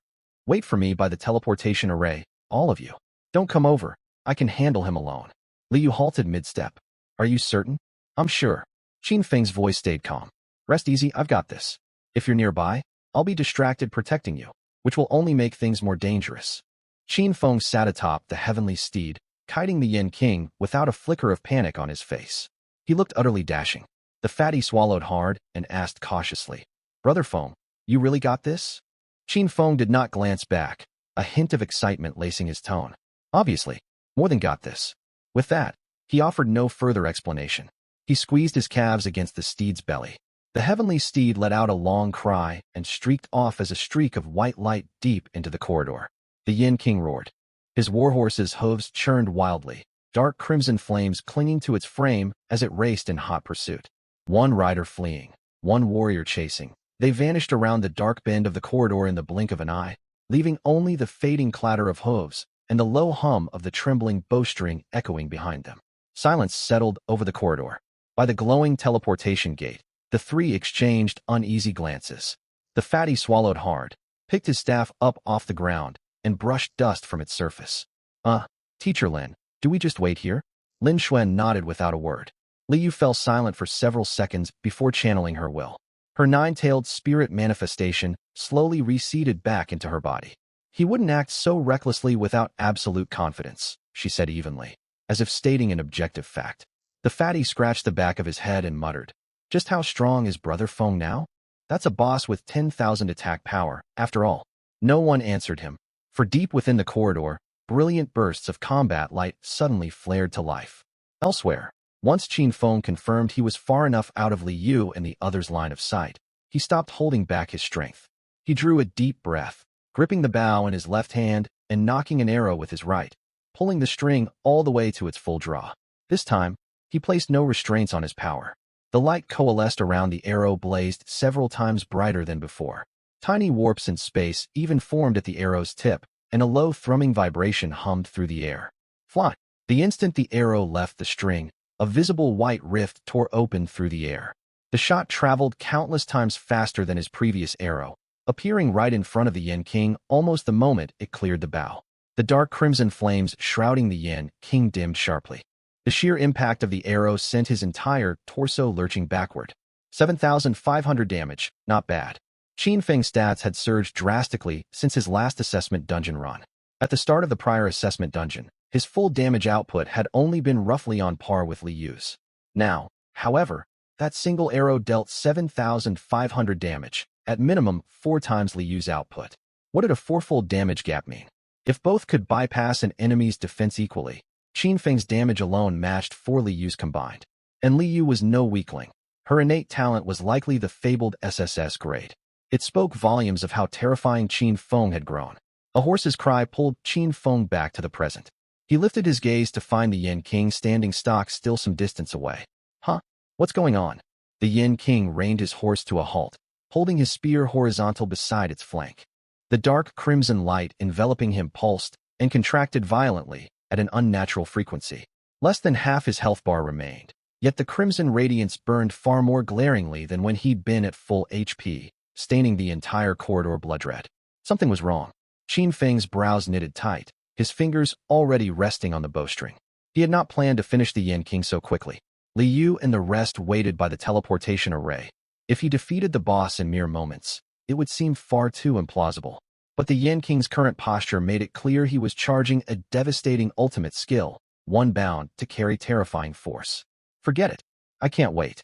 Qin Feng made a split-second decision, drawing the bow fully once more. He aimed the arrow straight at the Yin King's chest, channeling 100% of his power into the shot. Yet the split second before he released the string, the Yin King's health bar plummeted wildly. He watched helplessly as the remaining half of his HP vanished in a single sweep. It drained away as if swatted by an invisible giant hand. Only a thin wisp of health lingered at the very end of the bar. At the exact same moment, the dark crimson light wrapped around the Yin King erupted outward, solidifying into tangible fire that surged in all directions. Scorching heat waves washed over Qin Feng, the air thick with a sickly sweet stench mixing rot and fresh blood. Danger! Alarm bells blared in Qin Feng's mind, and he cried out loud. Nothing good came of such unnatural behavior. The boss had not lost that health to Qin Feng's arrows. He had sacrificed it voluntarily.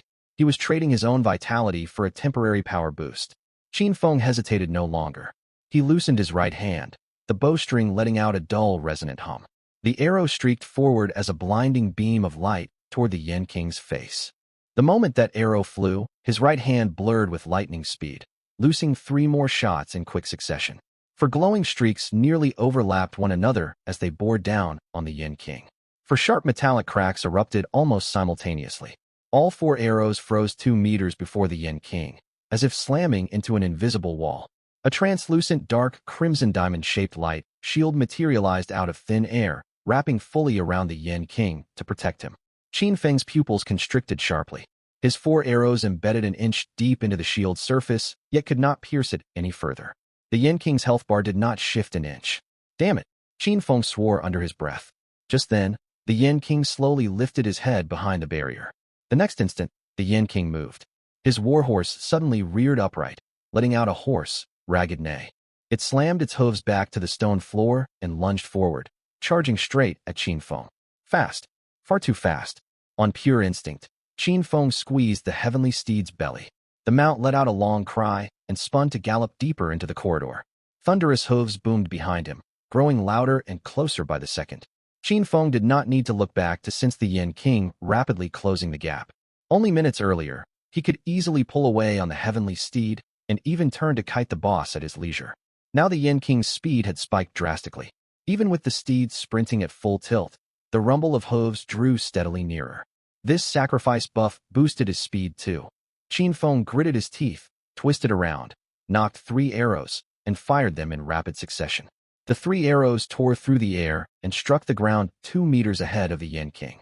The crimson shield reappeared instantly, blocking all 3 shots with ease. The Yin King's charge never faltered, a long tail of dark crimson flame dragging behind him. The distance shrank to under 10 meters. Qin Feng pushed his mount's speed higher, the heavenly steed's wings spreading slightly for an extra burst, yet the thunderous hooves still closed in. 9 meters, 8 meters, 7 meters. Qin Feng could practically feel the killing intent condensed on the spear edge creeping toward his spine inch by inch. 6 meters, 5 meters. The murderous aura concentrated on the spear tip pricked his back, making his skin ache faintly. 3 meters. The Yin King struck. He thrust his spear forward in a plain, unadorned motion, yet so fast no afterimage could be seen. The spearhead split the air, the gust of wind preceding it tearing into Qin Feng's back first. A huge swathe of Qin Feng's shirt was shredded by the razor-sharp wind current, scraps of fabric swirling through the air like butterflies. The spearhead followed close behind, its icy glint aimed straight for Qin Feng's heart. This strike could not be dodged.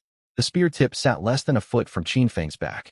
Its frigid edge already indented his skin. Another split second, and the spear would pierce straight through him. But at this life or death instant, Qin Feng moved. He did not turn, did not duck. Instead, he drew and knocked another arrow at an eerily fast pace. This shot was fired almost blind. Its trajectory struck an impossibly tricky arc, not targeting the Yin King hot on his heels, but arcing high overhead the boss's head to land on the ground behind him. The next second, the Yin King's spear drove through Qin Feng's figure, or rather, the afterimage he'd left behind in his original spot. Qin Feng vanished into thin air. The Yin King froze for a split second, thrown off by the empty strike. His warhorse skidded to an abrupt halt, its hooves carving 4 deep grooves into the stone corridor floor. Bewilderment flickered across the Yin King's blood-red eyes. Where did he go? The moment he faltered, the low hum of a bowstring echoed right behind him. The Yin King tried to turn, yet it was already too late. The arrow pierced cleanly through the base of his neck, bursting out from his throat in a cloud of dark crimson blood mist. A damage number floated above the Yin King's head. His health bar emptied completely. The Yin King's bloodshot eyes bulged wide, a roar of unwilling rage rattling in his throat. His warhorse stumbled 2 paces, its front legs buckling to the ground. The Yin King swayed atop its back. His spear clattered loudly onto the stone.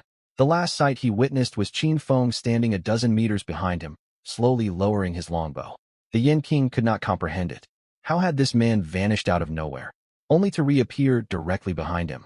But he would never get the chance to figure it out. His health bar drained to 0, life force bleeding away rapidly. Yin King slain. Qin Feng recalled the heavenly steed with a thought, stared down at the corpse on the ground, and let out a long sigh of relief. He had used his spatial skill just now, Yin-Yang teleport. The moment the spear would have impaled him, he marked the ground where his overhead arrow landed as a Yin marker, using the shot as a medium. He already bore an active Yang marker on his own body. The 2 markers resonated, triggering the teleport. In a thousandth of a second, he vanished from the spear's path and reappeared more than 10 meters behind the Yin King. Every step of the sequence blended together without the slightest flaw. The Yin King died never understanding what had befallen him. Huh. Qin Feng shook out his aching fingers and muttered to himself, "Thank God my reflexes are sharp, or I would have died right there."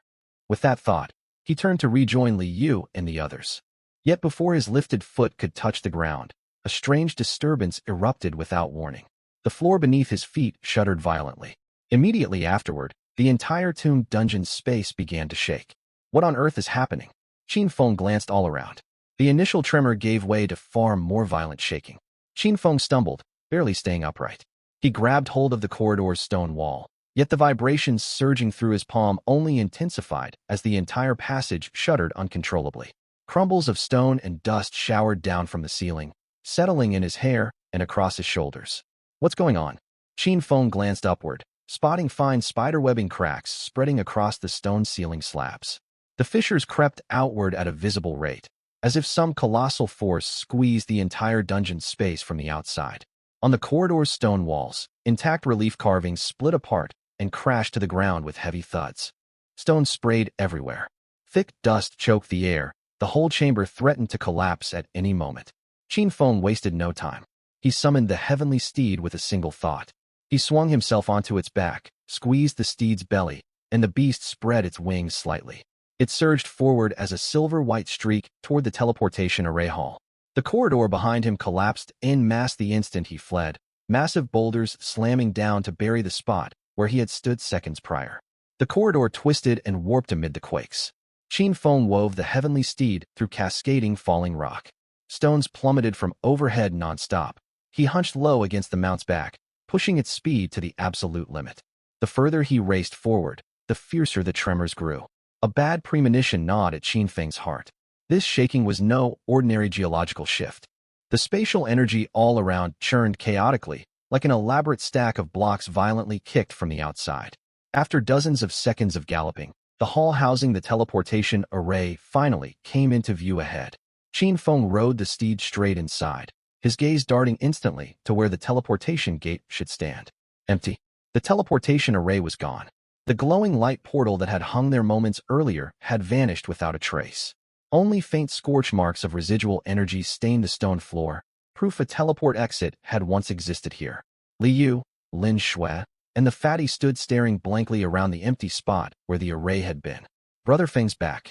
The fatty spotted Qin Feng first and waved wildly. How'd it go? You aren't hurt, right? What's happened? Qin Feng dismounted and strode quickly over to the three of them. Where's the teleportation array? Li Yu shook her head. Her expression remained relatively calm, yet clear confusion and faint unease lined her features. I don't know. When the spatial tremors started, the light portal twisted violently several times, then tore apart as if ripped by some unseen force and vanished entirely. What do you mean it vanished entirely? Qin Feng pressed. Literally erased. Li Yu gestured at the scorch marks on the stone. Look at these traces. This isn't a normal shutdown. When a portal closes naturally, it contracts into a tiny light point and fades away. This one was torn apart forcefully. Qin Feng knelt down to examine the marks left on the floor. Li Yu was exactly right. The residual energy spread unevenly, with jagged, torn edges radiating outward, marks he had never once seen discussed in any theoretical dungeon class. Panicked, the fatty grabbed Qin Feng's arm tightly. Brother Feng, what do we do now? The teleport array's gone. How do we get out? This whole cursed tomb's about to cave in. Qin Feng stood and swept his gaze across the entire hall. The tremors persisted without pause. Cracks spiderwebbed up the stone pillars, and boulders crashed from the ceiling to thud heavily on the ground. The ambient spatial energy fluctuations raged into complete chaos. He could even feel subtle warping of the surrounding space itself. He drew a deep breath, forcing himself to calm down. He had never encountered a scenario like this. Not once had his instructors covered a comparable case in theory lectures. Dungeon spaces could shake. Yes, yet those were brief, physical tremors. Never such prolonged, violent spatial destabilization. Furthermore, there was no mention in any dungeon textbook of a teleport array vanishing on its own accord. Teleportation arrays acted as stable passageways connecting the dungeon realm to the real world. In theory, so long as the dungeon space itself remained intact, the array could not disappear. Unless, Qin Feng cut off that line of thought. This was no time to dissect theoretical rules. More and more stones crashed from the ceiling. The entire hall could collapse completely at any moment. We wait and see, he said in a heavy, steady tone. We have no other options right now. No exit to be found, so we hold our ground first. Everyone watch for falling rocks and stay grouped together, don't split up. Li Yu nodded, and Lin Shui tightened her grip on her staff. The portly boy was sweating buckets from anxiety, but seeing Qin Feng's grim expression, he clamped his jaw shut and said no more, sticking close to Qin Feng's side. The four stood back to back, each watching a different direction, ready to dodge falling boulders at any moment. Time ticked away bit by bit. The tremors grew more violent. Large sections of the hall's domed ceiling had already caved in, rubble raining down like hail. Qin Feng narrowly missed being crushed by stones several times, only barely escaping thanks to his lightning-fast reflexes. Lin Shui conjured an ice shield above their heads, yet the barrier was crisscrossed with cracks from endless impacts of falling rock and would not hold much longer. Roughly 2.5 minutes passed. The entire space jolted violently all at once. This shock was far stronger than any that had come before. Qin Feng felt as if the ground beneath his feet had been ripped away, a split second of weightlessness washing over him. Immediately after, an indescribable force surged in from all directions. Then he saw it. Centered on a distant point, the whole space was slowly erasing itself. It was not collapse, nor shattering, it was obliteration. Like a drawing on paper being rubbed away inch by inch with an eraser. Corridors, stone walls, the grand hall, the vaulted ceiling, the ground. Everything faded and turned transparent before their eyes, vanishing completely to reveal a gray, empty void beneath. The process was staggeringly quick, taking barely 2 or 3 seconds. Qin Feng's vision blurred, and an invisible giant hand seized his body, yanking him backward hard. Overwhelming weightlessness swallowed him whole. The thunderous roar in his ears cut out, replaced by deathly silence. He strained to pry his eyes open, only to behold an endless gray void stretching in every direction. His companions were gone without a trace. His body tumbled uncontrollably through the emptiness, as if cast into a bottomless abyss. When Qin Feng regained his senses, his feet rested not on ancient tomb flagstones, but soft loam. Sunlight spilled down from above, making him squint. "We're out." Qin Feng steadied himself and scanned his surroundings. Liu, Lin Shui, and the portly boy stood beside him. All four were unharmed, their faces a mix of relief at surviving and blank confusion. They stood in the exact clearing where they'd entered the instance. Footprints left by their group's earlier assembly still marked the dirt. In the distance rose a temporary camp built by the Dragon's Soaring Guild. Several off-duty support staff stared their way, faces etched with confusion. The clearing's perimeter lay empty. The crowd of onlookers had dispersed. The glowing teleport gates that had stood at the clearing's center were gone without a trace. Just then, space flickered repeatedly all around them. Columns of light ignited out of thin air, each dissipating to reveal a cluster of players. Their expressions were identical, dazed, confused, and still shaken from terror. The clearing filled with more and more people, and noisy murmurs gradually swelled. What the hell just happened? We hadn't finished clearing all the mobs, so why'd we get kicked out suddenly? Did the instance timer run out? No way. We barely got in. It couldn't be over already. Right, we still had loads of time left. Why'd it end out of nowhere? Hey, did anyone beat the instance? Get any rewards? Rewards my ass. How could we? We didn't even clear the second wave of monsters. Damn it. I barely got any XP, and it's just over like that. This is uncanny. Never seen anything this weird in all my instance runs. Voices grew louder in the crowd, some confused, some furious, most seething with frustration. No loot had dropped for anyone this run. Per the rules, clear rewards were supposed to go straight into players' inventories. Yet everyone had been forcefully ejected mid-run. Most teams hadn't finished wiping the monsters, so clearing was impossible, let alone rewards. The entire expedition had been a total waste. They'd lost everything. As the crowd grumbled, several streaks of light suddenly cut across the sky above the clearing. Blindingly bright and fast as shooting stars, they trailed long flames and streaked straight toward Qin Feng and his companions. Vibrating hum, for pillars of light descended from the heavens, landing separately on Qin Feng, Liu, Lin Shui, and the portly boy. Pale gold in hue, countless tiny runes swirled within each column, radiating a warm, sacred aura. No one present failed to recognize this phenomenon. Clear reward light. This luminous spectacle only appeared when instance clearance rewards were deposited directly into players' bags. The clearing fell dead silent in an instant. Every pair of eyes locked onto the four of them. Their eyes were brimming with shock, disbelief, suspicion, and thick, unbridled envy. That's the reward light for beating the instance. How is this possible? Why do they get rewards? Wang Tung's eyes bulged, his jaw hanging wide enough to fit an egg. He stared unblinkingly at the light shrouding Qin Feng, his eyes nearly popping from his skull. He'd not only survived inside, he'd cleared the instance, and in such a ridiculously short time? How could that be? There was no way anyone could wipe every monster in the hell difficulty instance that fast. Impossible, utterly impossible, unless he wasn't human. Standing beside Wang Tong, Li Tianyu's face turned livid, his gaze thick with shock and wariness. He clenched his fists unconsciously, his knuckles whitening from the strain. On the opposite side of the clearing, a middle-aged man in a suit strode quickly toward Qin Feng's group. Around 40 years old, sharp-jawed, moving with powerful, commanding strides, he exuded overwhelming authority. He was the lead supervisor of the Dragon Soaring Guild for this instance operation. He reached the clearing center and called out loudly to the chattering crowd. What exactly happened in there? What went wrong inside the instance? A Dragon Soaring Guild member stepped forward hastily and cupped his hands in greeting. We have no clue. Our team was fighting mobs normally, not even halfway through the dungeon, when the instant space began violent tremors that lasted roughly 2.5 minutes. Then we were teleported straight out. Another man beside him added, same for all other squads. Everyone was progressing normally before being forcefully expelled. The supervisor's brows knit into a deep frown. He fell silent for a moment, then slowly turned his gaze toward Qin Feng's group, his eyes deep and thoughtful. At that same moment, Qin Feng exchanged a glance with Li Yu. Their eyes met, and both saw the identical suspicion in each other's gaze. Could it be the instant's collapse was somehow tied to the four of them? The thought had barely crossed Qin Feng's mind when the portly boy and Lin Shui turned to look at him as well. The boy's Adam's apple bobbed. He lowered his voice and began, Feng Gu, is it? Before he could finish, Qin Feng shook his head slightly, silencing him with a look. For all his loose tongue at times, the boy was no fool, and he swallowed the rest of his sentence immediately. Lin Shui also realized something. She pressed her lips shut without speaking, quietly stepping to shield the group behind her. Meanwhile, the Dragon Soaring Guild supervisor had walked over. His steps steady, his gaze lingered briefly on the fading traces of golden light wrapping the four, then settled on Qin Feng as he sized him up top to bottom. He cupped his hands politely, yet his tone held undisguised scrutiny. Young man, you cleared the instance?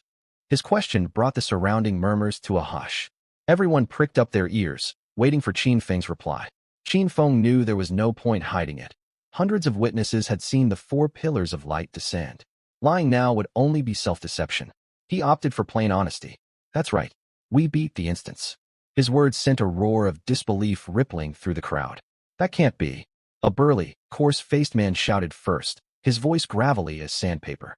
You cleared every hell difficulty monster in that little time? A tall, gaunt man beside him chimed in with sarcasm. Exactly. Have some limits to your lies. Do you take us for toddlers? Yeah, this is totally impossible. Qin Feng rolled his eyes. He'd had no intention of bickering with these people, but their logic, claiming no one else could do it, so he must be lying, rubbed him the wrong way. Believe it or not. He tossed the line off coolly, not bothering to lift his eyes. You can't pull it off, so you assume no one else can. Pathetic. Who the hell are you calling incompetent?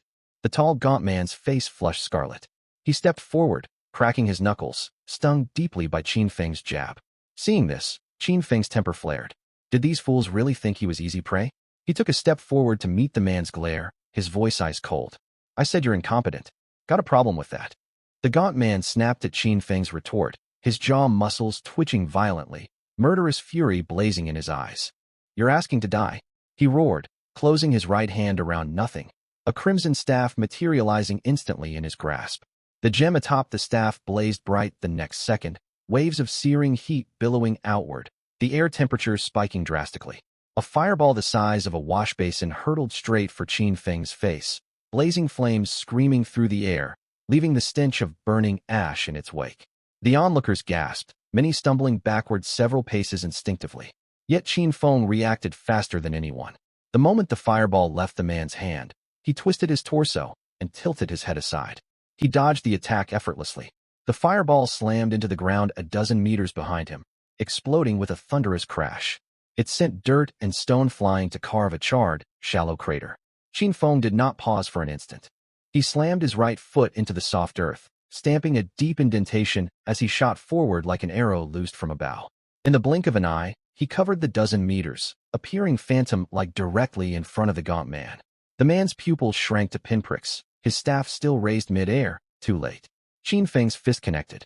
A vicious uppercut, driven upward from below, landed solidly square on his chin. Boom. A dull, heavy thud echoed. Before the gaunt man could even scream, He flew backward off his feet like a broken kite. His staff slipped from his grasp, spinning through the air before clattering onto the dirt. He lay motionless on the ground, eyes rolled back, froth streaked with blood dripping from his slack jaw, knocked completely unconscious. Nearly the entirety of his health bar had vanished from that single punch. A deathly silence fell over the clearing. Every spectator stared wide-eyed, utterly stunned. One punch. Just one punch, and a fully equipped combat class player was laid low like this? Qin Feng shook out his fist, his expression calm as if he'd done something trivial. He'd used less than 30% of his full strength for that blow.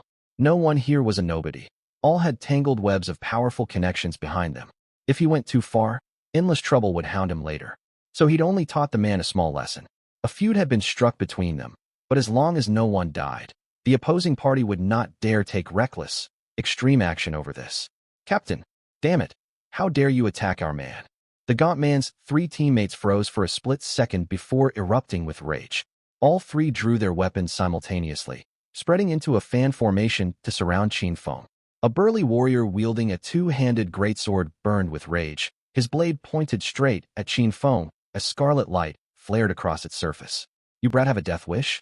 Attacking a member of the Dragon Soaring Guild. A dagger-wielding assassin said nothing, his cold eyes fixed on the nape of Qin Feng's neck.